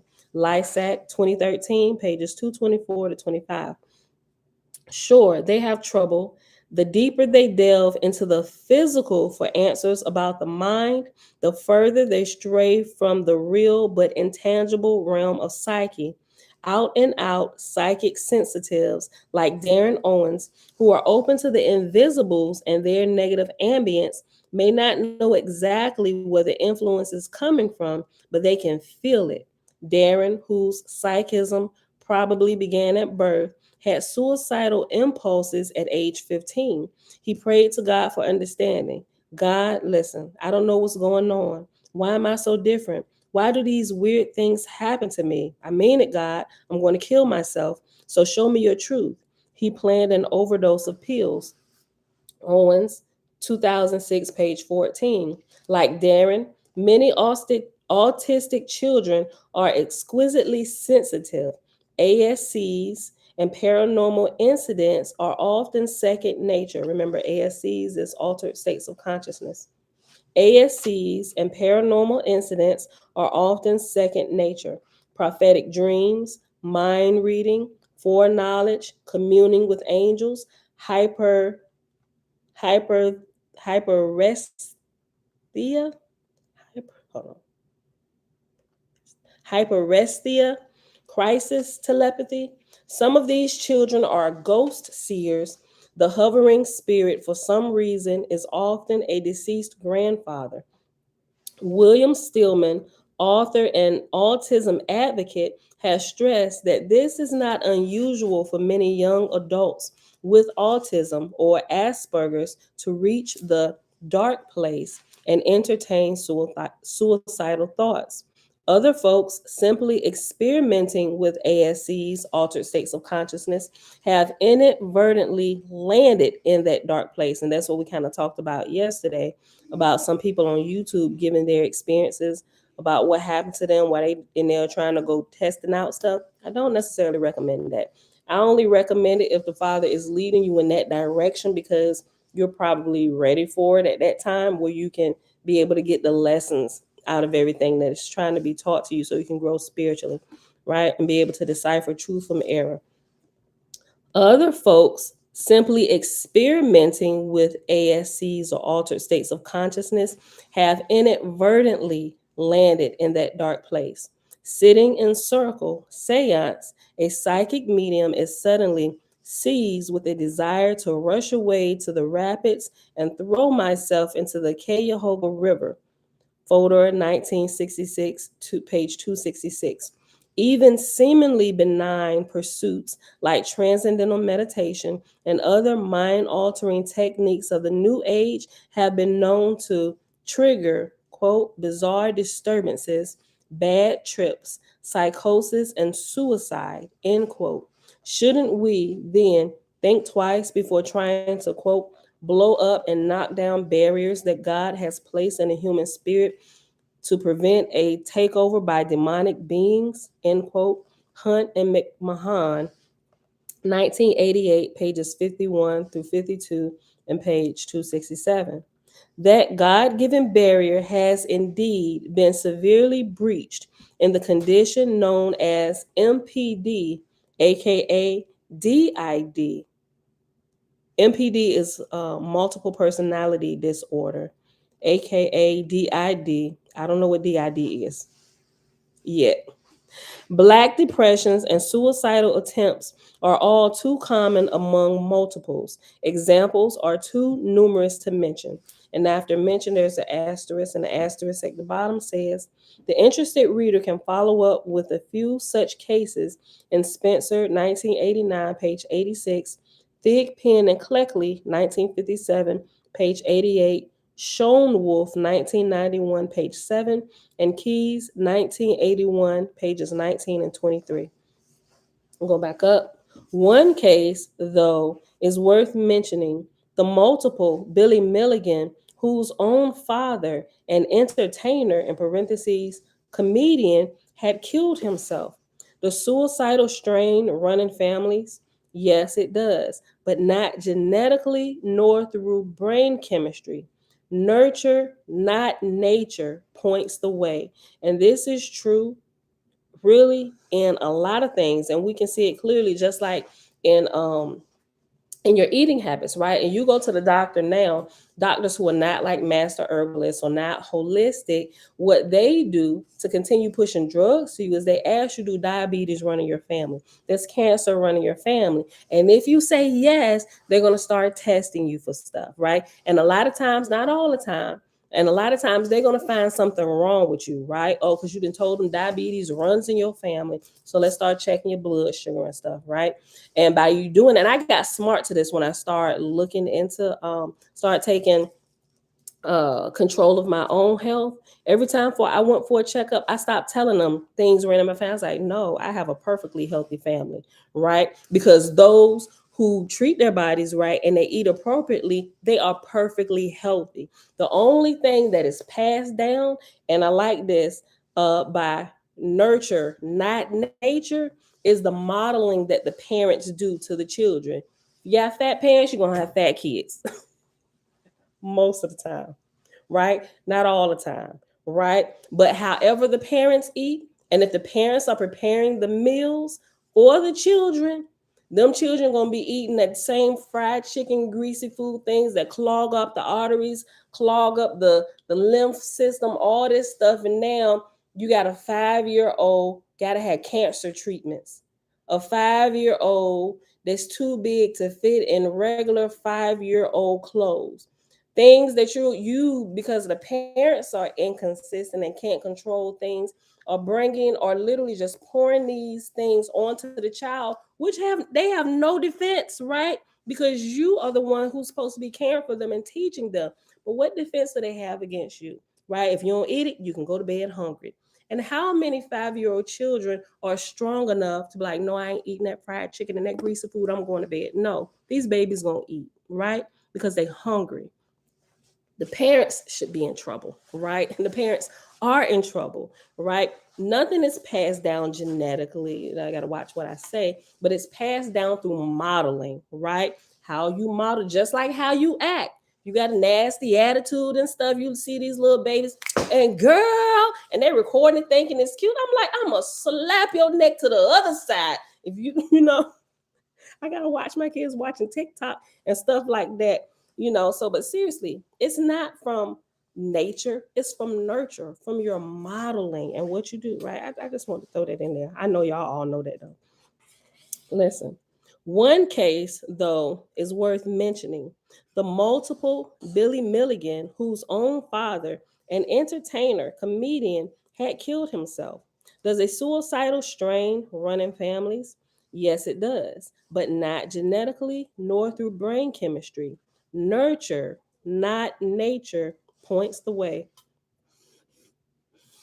Patty Duke, bipolar and suicidal, as mentioned above, learned all about suicide from her mom.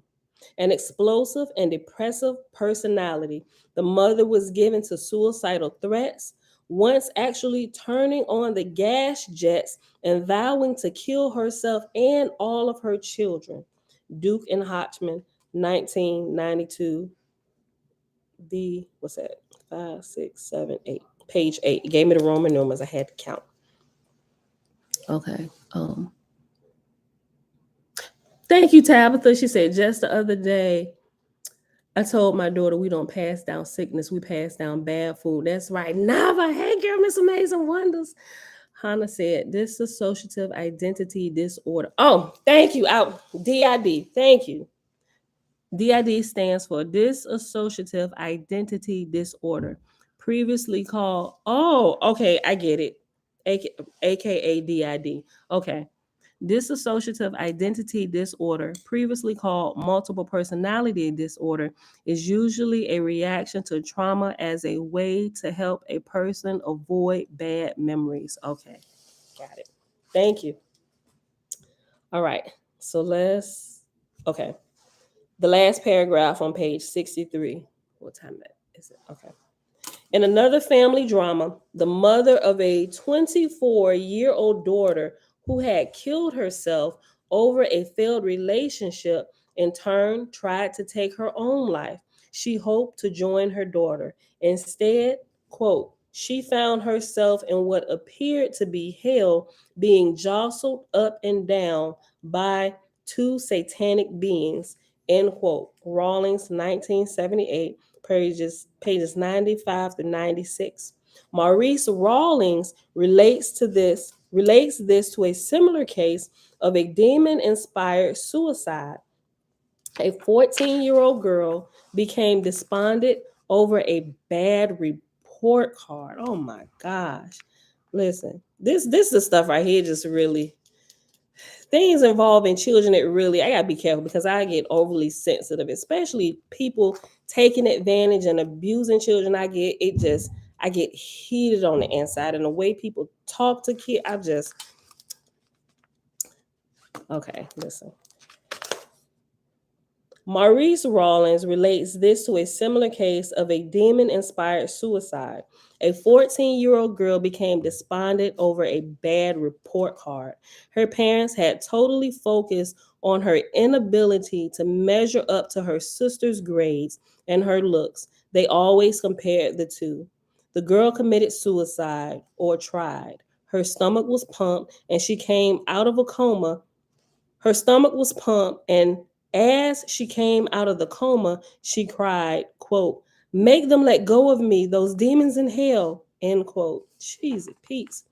We opened this chapter with a brief rundown of suicidal killers, noting a certain pattern of passive aggressive behavior.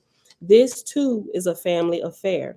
Poke around their family histories, and soon you will find the makings of a loser, a criminal, a suicide. Take James Rupert, for example. This man killed 11 of his relatives. In his late teens, James had tried to hang himself. Even this was a failure, though he remained suicidal for decades to come. Reviled by both parents, James, who later proved to be sexually impotent, was an outcast in his own family, the son of a violent, cold, and rejecting father, and a quote mistake unquote according to his mother who had wanted a girl. Man, see, but not people like this make me want to fight them. Like, and I know I'm supposed to all be for peace, but sometimes peace might need to be enacted by the next person. Why? I'm ready to lay these hands on you. Right? Give me them kids. Bring them babies over here. You know? I'm just like, listen. I get hot about this, y'all.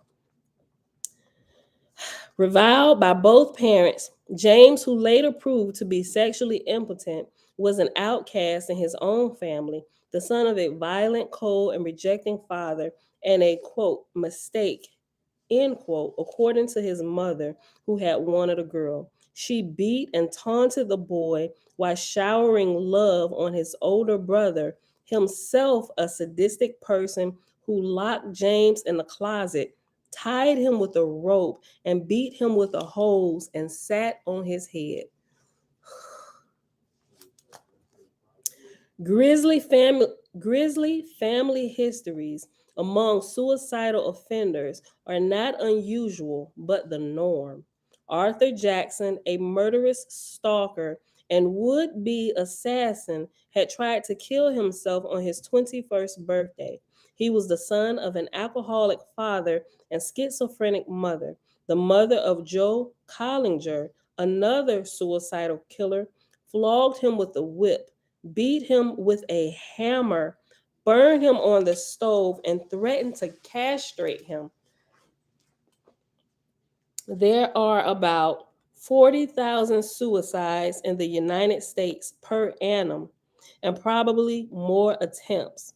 Among the most common stressors are depression, and there's an asterisk, and down at the bottom, it says underplayed are so-called antidepressive and other medicines like ADHD drugs that may actually trigger suicidal urges. William Styron, 1990, pages 70 to 71, was, quote, convinced that this tranquilizer, halcyon, is responsible for exaggerating to an intolerable point the suicidal ideas that had possessed me, end quote. Soon after he was taken off it, quote, my suicidal notions dwindled, then disappeared, end quote. And I've heard that from some people who are prescribed different antidepressants and medicines and stuff, and just looking through some cases of different insane asylums, they said the medicine makes them like suicidal, like they could literally feel it. Now, I haven't taken any medicine that made me feel that way, but I remember when I had my I had that atopic pregnancy where I had the surgery. I told y'all this story a few weeks ago. They had given me some I want something for the pain. I want to say it was morphine. If I remember. It was a couple of different hard narcotic pain killers that they were giving me. And when I was sitting in there, it made me feel like I like it made me feel like I wasn't in control. Like I could feel it. And it was like I felt like I didn't look like this because my husband was there. He was like brushing my hair and stuff. But y'all ever seen movies, people in insane asylums and they sitting in the chair and they just looking like this and hair all over their head? I felt like I looked that way, right? And I think I had dreads at the time. My hair was but they were longer. But I felt like I looked that way and I couldn't get my thoughts together. And what I could get out, I said, please. Please don't let them give me any more of what they was giving me. And my husband came in and he's like, what are y'all giving her? And I want to say it was morphine, y'all. I gotta go. I think I got rid of those records because that was the end of 2009, before Josh was born.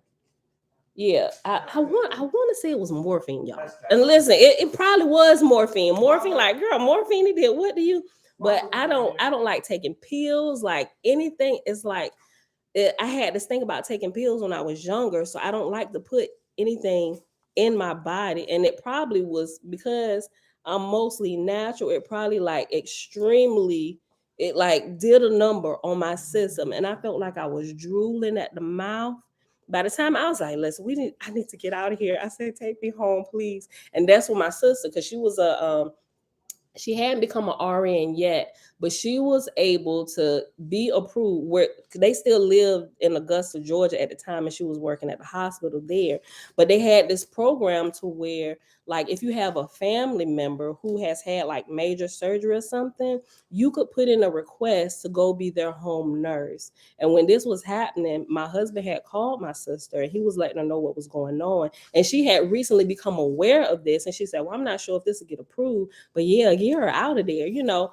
And granted, y'all, I was bleeding internally and stuff, and I was in pain. I was like, please help me with the pain and all that. So they gave me something that they thought would kill my pain. Me not understanding how it would affect my body, it just, I'm just like, so people who talk about stuff like this, if that morphine or that painkiller made me feel like that, where it felt like I wasn't in control, like it was like I was like, I don't even know how to explain it. It's like I was there, but it was like I was just kind of like floating there. Like if anybody wants to come do anything to me, I felt like I didn't have any kind of control to stop it.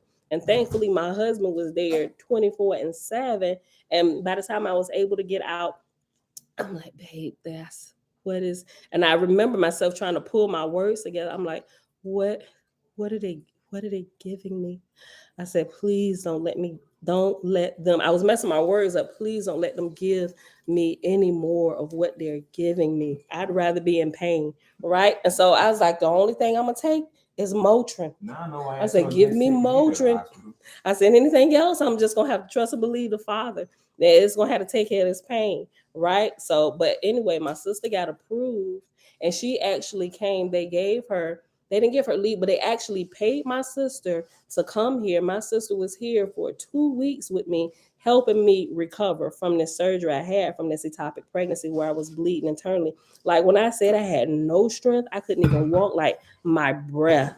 It was hard for me to catch my breath. You know how they give you them, what women probably know, they give you these, I forget what it's called, the thing to breathe in to help get your breath back up. It was hard to do that.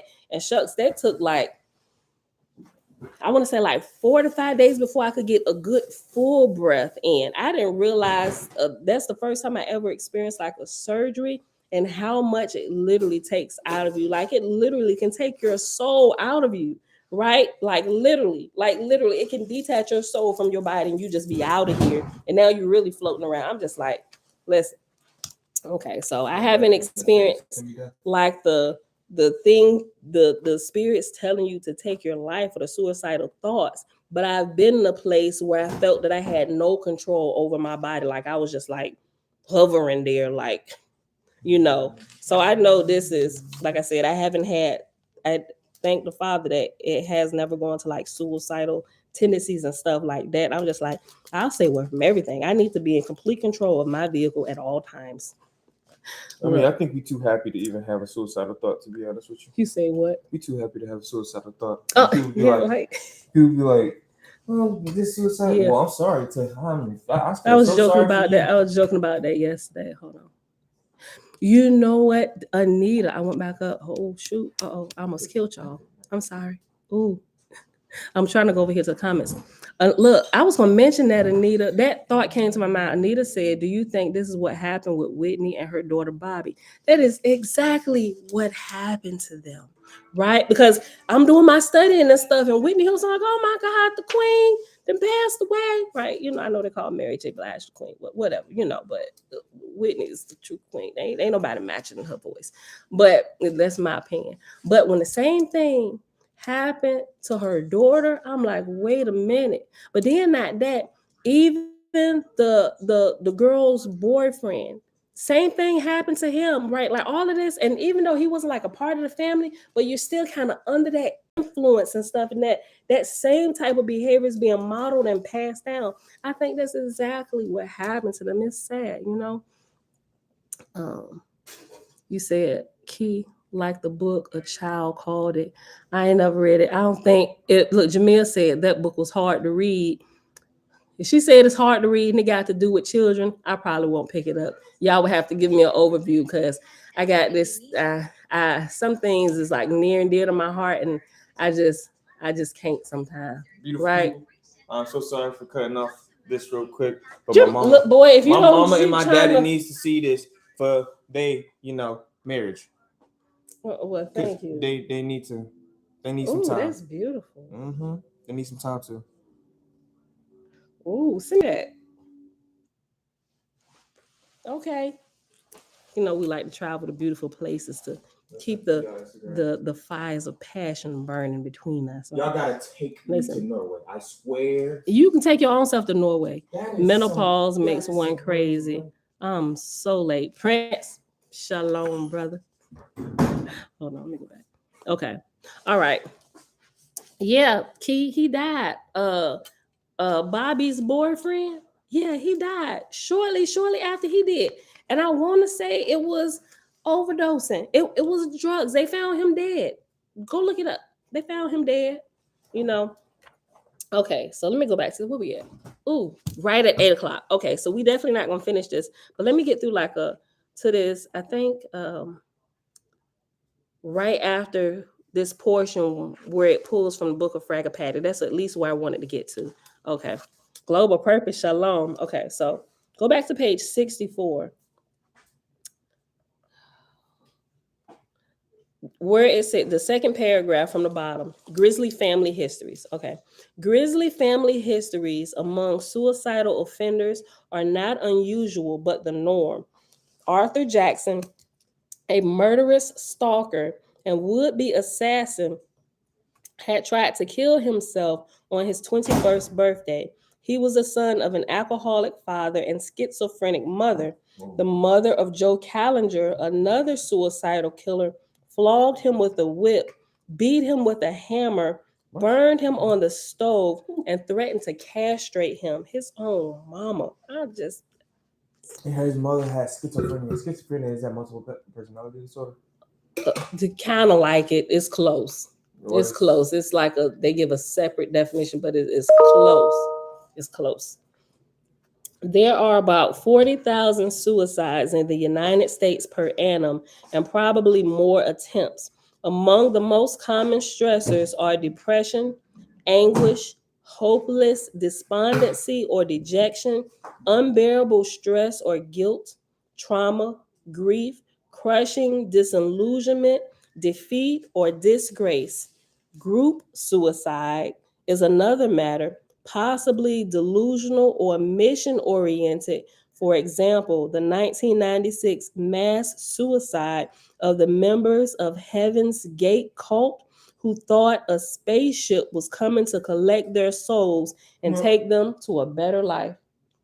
Okay, after group suicide, there is another asterisk. Oh wait, I know about that one. There was a whole site about it. Yeah. They did mass suicide with each other or drinking some type of fruit punch. He said fruit punch. You talking about Jim Jones and the Kool-Aid? Mm-hmm. Yeah, listen. Hold on. Other stuff. They looking real stupid right now. You say they're looking real stupid right now? They probably come visit like, shut up. Yeah, they all floating around in chaos like, bruh, did you know about this? Did you know?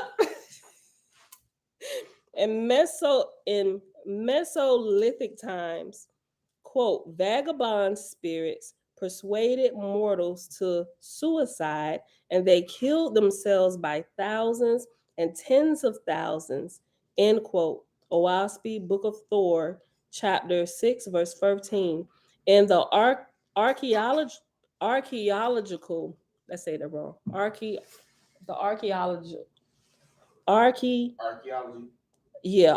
Archaeological record Human bones arranged in a circle have been found, suggesting ritual suicide and compact.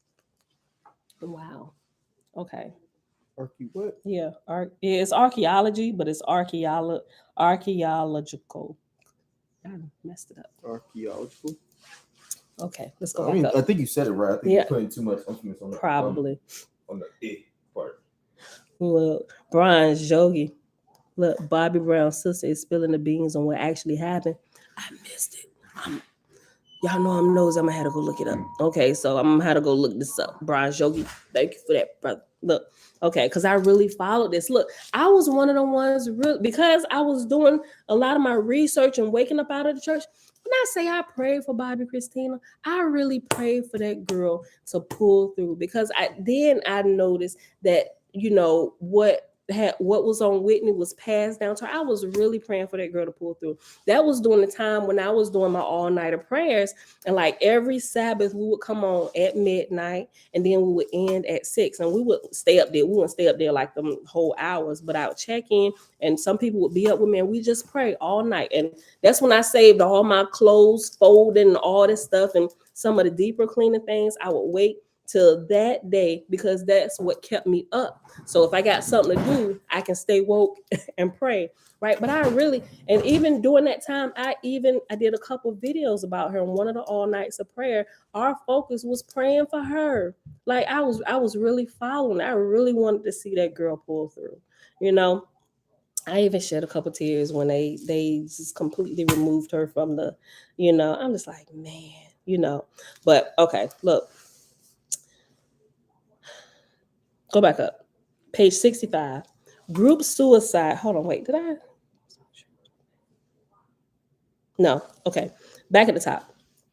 Group suicide is another matter, possibly delusional or mission oriented. For example, the 1996 mass suicide of the members of the Heaven's Gate cult who thought a spaceship was coming to collect their souls and take them to a better life.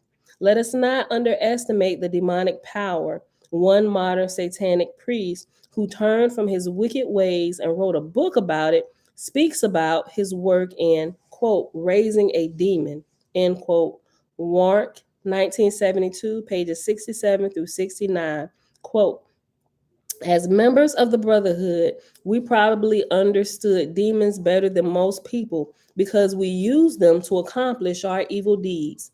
These are legions of demons who can be used to inflict disease, possess men, possess animals, oppose spiritual growth, disseminate false doctrine, torment people. They talk or cry with a loud voice using the tongues and lips of humans. They can tell lies when embodied in a human being. They can cause suicides, end quote. This is absolutely true. They got a couple books written about it, right? And so I ordered a couple of them. Matter of fact, Damon Brand, remember the guy I was telling you about the magic books and everything? He tells you everything, the good and bad stuff. So me, I got the stuff. So I need to test some of these things. Not that I use any of the bad stuff, right? I didn't use any of the bad stuff, but I wanted to test. I'm like, okay. But then when I realized doing this, it'll disconnect you from the Father. Not saying that supernatural things don't happen, but what tends to happen with people when they get stuff like this, they start, especially when they start seeing results, they start putting their faith more into these things and working out these rituals and stuff. And before you know it, they done completely turned away from the Father, completely trusting in all of these little magic works and stuff that they can do and are getting results. Did y'all hear me? And you get results. But what happens is, as we walk through Oahspe and I was learning about this, I was like, holy crap, yeah, that is like completely selfish. That's all about you, all about me. That ain't helping raise nobody up. And so I was like, okay, I can see the delusion in this stuff. Now you getting some results, whether you want to use it for good or bad. Some people taking they use it for good stuff. And it would seem to be good, right? But if you take a deeper and a closer look, it's really selfish. Right. And it's not helping to raise up your fellow brothers and sisters. You just really, and if you help raise them up in any way, when you use this, it's for you to ultimately, because you need them for this particular thing to work. So they need to raise up a little bit so you can get to where you're going. That's still selfish, right? So I was like, okay, I see. Now I understand this. Close them all up. Never again, right? I'm like, because that is not the road I'm trying to go. But I understand that road now, right? Because I looked at it, and just like you got the good stuff, you got stuff they teach you how to do curses to say over people, whether it's somebody at work messing with you, something as simple as that, or something else. So you want to inflict pain on somebody, or even have them to do stuff like this to go take their life. All that is in there. And I do like Damon Brand, the author, because he tells you all this. He said, I'm gonna just be upfront with you. What I found, our studies, this and this and this, how it works, why it works, and some things we're not quite sure. But when done like this, and he even gets into like blood rituals and how things sealed with blood works, he said, I don't recommend that you do it. He tell you, he said, I don't recommend. He said, but people that are dabbling into it, he noticed that there are people dabbling into stuff, trying to figure things out, and they're getting themselves all kind of locked up and crazed in their minds because of dabbling in things that they don't really understand. So he put a good educate, and I'm not saying go get this stuff, y'all. Before I told y'all, the author even gave you the list. Some of y'all even got it, right? But I'm telling you now, keep your eyes only on the Father, right? Don't go using this stuff. Just don't, right? That's my advice now. After going through it and learn a little bit more, just do not. It's good to have the education. How I use the information I've learned now from that stuff, I know how to spot things, and I can recognize when certain things are being done against other people. It helps me in my really wanting to raise people up and set them free and help them get free. Like who's the author? Damon Brand, right? And it's called the Gallery of Magic, right? But he gives really good details and all of this stuff, and it's a good education. But I would say it's not an education for those who like to take shortcuts. If you want to get the education, like I said, you just understand how certain things work to better help you recognize some things when you're out there, because you can avoid things by being knowledgeable. Knowledge is truly a defense, and it can save you if you understand what's happening. Even if you got things haywire going on in your house and you're not quite exactly sure what's happening, it could be something it could be something spiritual that has taken place or happened that you're not aware of. But if you are aware of some things spiritually, you can pinpoint it. It's like surgeons, people who are specializing. They, as you get more education, you begin to specialize. Like you have neurosurgeons and you have pediatric, they specialize in certain things, right? I think it's a specialization for those who are growing in spirit. Not that they're gonna come out there and become witches and warlocks and use this stuff to harm other people, but I think it's needful to know so you can recognize some things, right? Especially if you're praying for people, trying to help people grow. I think it's useful that way, right? So that's that. With all that I've learned, that's how I'm using it now. I'm not actually using it, but I'm using the information I've learned to recognize things when I walk into stuff. I'm like, yep, no. If somebody asks me for some advice or something, I'll look what's going on. I can kind of see some things, right? So that's all I'm gonna say about that at this point in this day in my walk, right? Okay. I can just recognize some things really clearly happening spiritually. Not everything, but some things I am aware of. You can just kind of pick up some things. Okay. All right, hold on. We about to end, y'all. Yeah, let me just get to this. I want to end right here after this portion on this next page. Hold on. Okay. Page 65, the second paragraph. Oh, wait. Oh, no. The end of that paragraph, the 1, 2, 3, the third one, where it says, I do not doubt. Okay. I do not doubt that human malevolence can raise a demon or summon dark angels who are all too eager for mischief and mayhem or to fulfill a curse.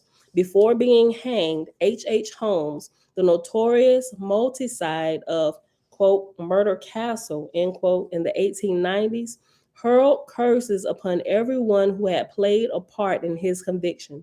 Shortly after Holmes' execution, his attorney died, and the superintendent at Holmes' prison committed suicide. The coroner, who had testified against Holmes at the trial, also met a gruesome death, as did the priest who attended Holmes at the gallows and the foreman of his jury. Listen, there is something like this happened. Well, you can see it clearly with um like the Kennedy family, right? That's all I'm gonna say. I don't want to say too much, but there's a few places where you can see things that's happening, people involved in certain things. This is definitely something that was done. They, matter of fact, with the Kennedys, they call it the Kennedy curse. Bruh, something more spiritual happened that's causing these things. Like, I watched a documentary. I was really curious about this. I'm like, why does it seem like certain things? But the more I read through them magic books or whatever, I began to recognize certain things. I'm like, holy crap. Definitely, there is truly. I know some people just spiritual. They just kind of like, yeah, they definitely they got some kind of generational curse. But there is really a curse. There's a curse running through their family that needs to be broken. Like, it's clear to see, right? But we ain't gonna get into all the details of that. Okay, listen. Let me read this paragraph again. I do not doubt that human malevolence can raise a demon or summon dark angels who are all too eager for mischief and mayhem or to fulfill a curse. Before being hanged, H. Holmes, the notorious multicide of Murder Castle in the 1890s, hurled curses upon everyone who played a part in his conviction. Shortly after Holmes's execution, his attorney died, and the superintendent at Holmes' prison committed suicide. The coroner, who had testified against Holmes at the trial, also met a gruesome death, as did the priest who attended Holmes at the gallows and the foreman of his jury. Nandor Fodor, 1964, page 71, once wrote that he has personally known several people who claimed to possess a demonic power that made people drop dead. One rather unsavory character I have observed was a drunkard and a criminal. He had an accomplice who could have given him away. He wished with a fierce concentration that his partner in crime would commit suicide. He did commit suicide, carrying out the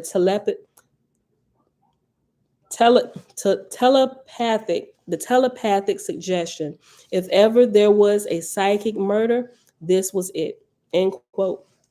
A more recent case of an all too offensive imprecation involved Pat M., a 1970s TV personality who had offended an occultist, tarot reader whose talents extended into the craft, the black arts.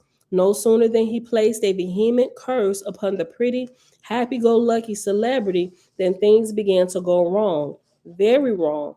Friends slipped on her stairs, felt pushed, and were in auto accidents. Her boyfriend tried to choke her, and two close friends committed suicide. Two, her private secretary died mysteriously in Pat's mansion in a baffling fire.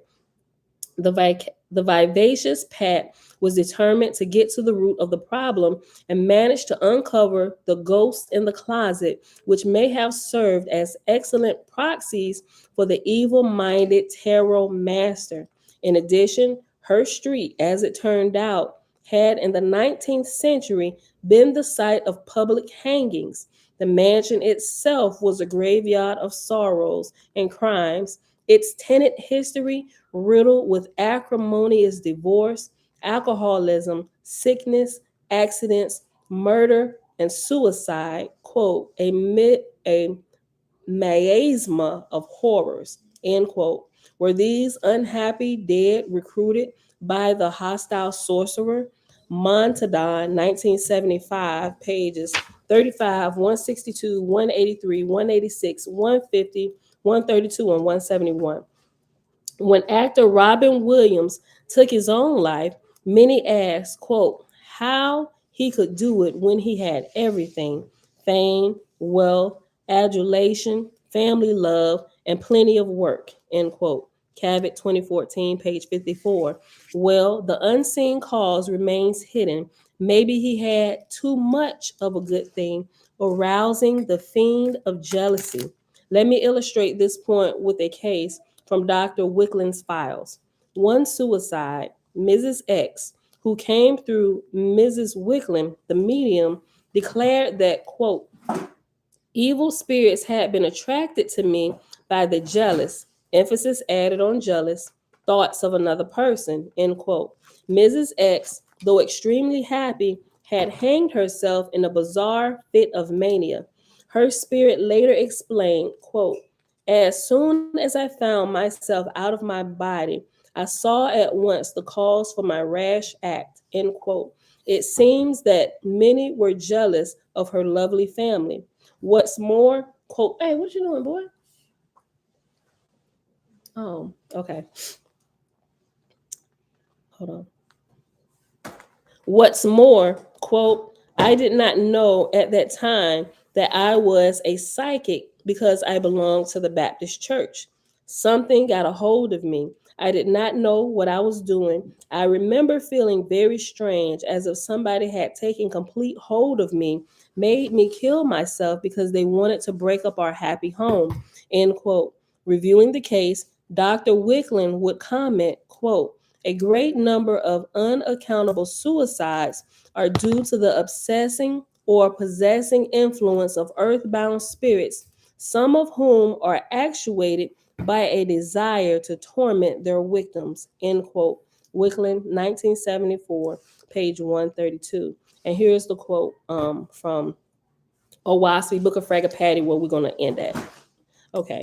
Quote, wandering spirit pursued evil for evil's sake, persuading mortals to commit suicide and to all manner of wickedness.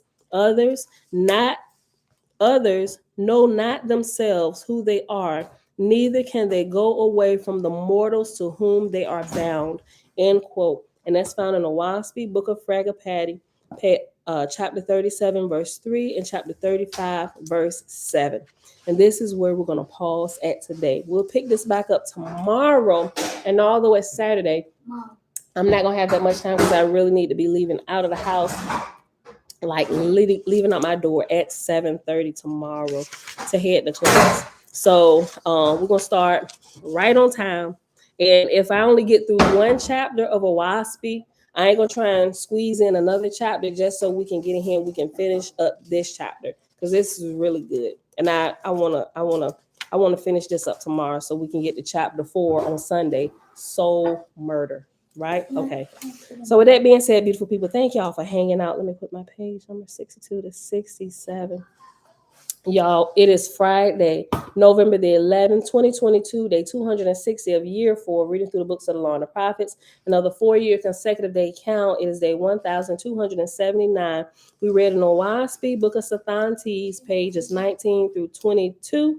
And in Field Guide to the Spirit World, we're still in the Black Dog Unleashed, which is given a lot of its attention to suicides, how and why they happen. That's the Black Dog Unleashed, right? And that was pages 62 to 67. I hope y'all enjoyed it today.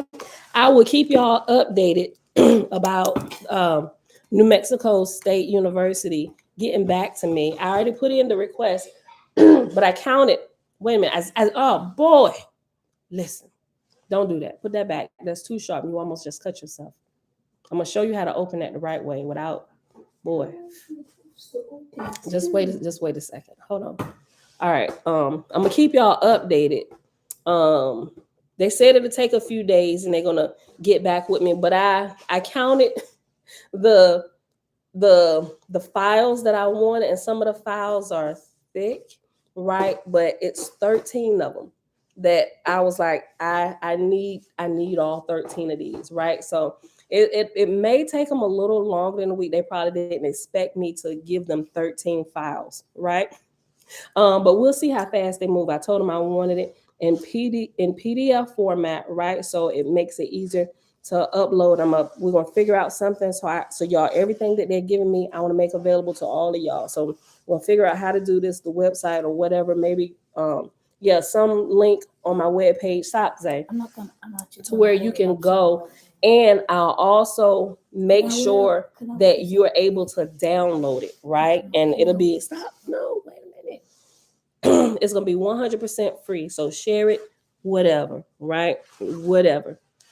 We're asking y'all for nothing, but it helps us in our spiritual growth, and it just gives us more information that we were not aware of. I also requested like pictures, some of the interviews from the people, because there's a section of it. Yes, a section there where they talks about shalom from those who were actually there. So during this time when this stuff was going on, they had the interviews and requested on the jump drive.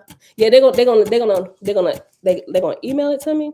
They're gonna also send me copies, and they're gonna give them to me on some of which I would think it'd be a jump drive, but I'm gonna just make sure that they don't send me a CD or something, because I ain't got nothing to play no CDs on. I don't think they would, but I'm just probably need to check and make sure that they give it to me on the jump drive. So yeah, thank you for that. No, I'm talking about to look at documents and stuff. Like even my computers, I don't have CD-ROMs on any of our computers, not even at the office. We got jump drives. So, but yeah, thank you for that, just to make sure. But yeah, so I keep y'all updated. So I expect to hear something from them by Wednesday. You know, today everybody's closed. It's Veterans Day, so give them a few more days, and we'll just see where they at and how long it's gonna be, right? So I'll keep y'all updated on all that stuff. So, all right, beautiful people. That's it for today. I love y'all. I'll see y'all back here. So remember, Saturday 6:15 too, because I'm in school, right? So Sunday it'll be no holds bar, but this Saturday at each term, one Saturday out of each term, I actually have to show up on campus and sit there. It's kind of like our check-in day, but all the other days I do it virtual for most of my classes. But when I don't have to check in, I can probably go right up to 10 minutes to where I need to log on, where I have to be live for my class. So we'll still have a little bit of time to play with, but I'll keep y'all updated. All right, y'all, that's it. I love y'all. I'll see y'all back here tomorrow morning, bright and early, 6:15 a.m. Eastern Standard Time. Peace. See y'all, Animalistic Nature, Jamil, Mom, Tabitha, Dreadful, Cosmo, Peace, Love, Light, and Balance, family. See y'all later. This is your timer until y'all go ahead. Hit it, boy. Type what y'all Hana, need to do Shalom, in the chat. family. Type what y'all need to do in the chat before I click this.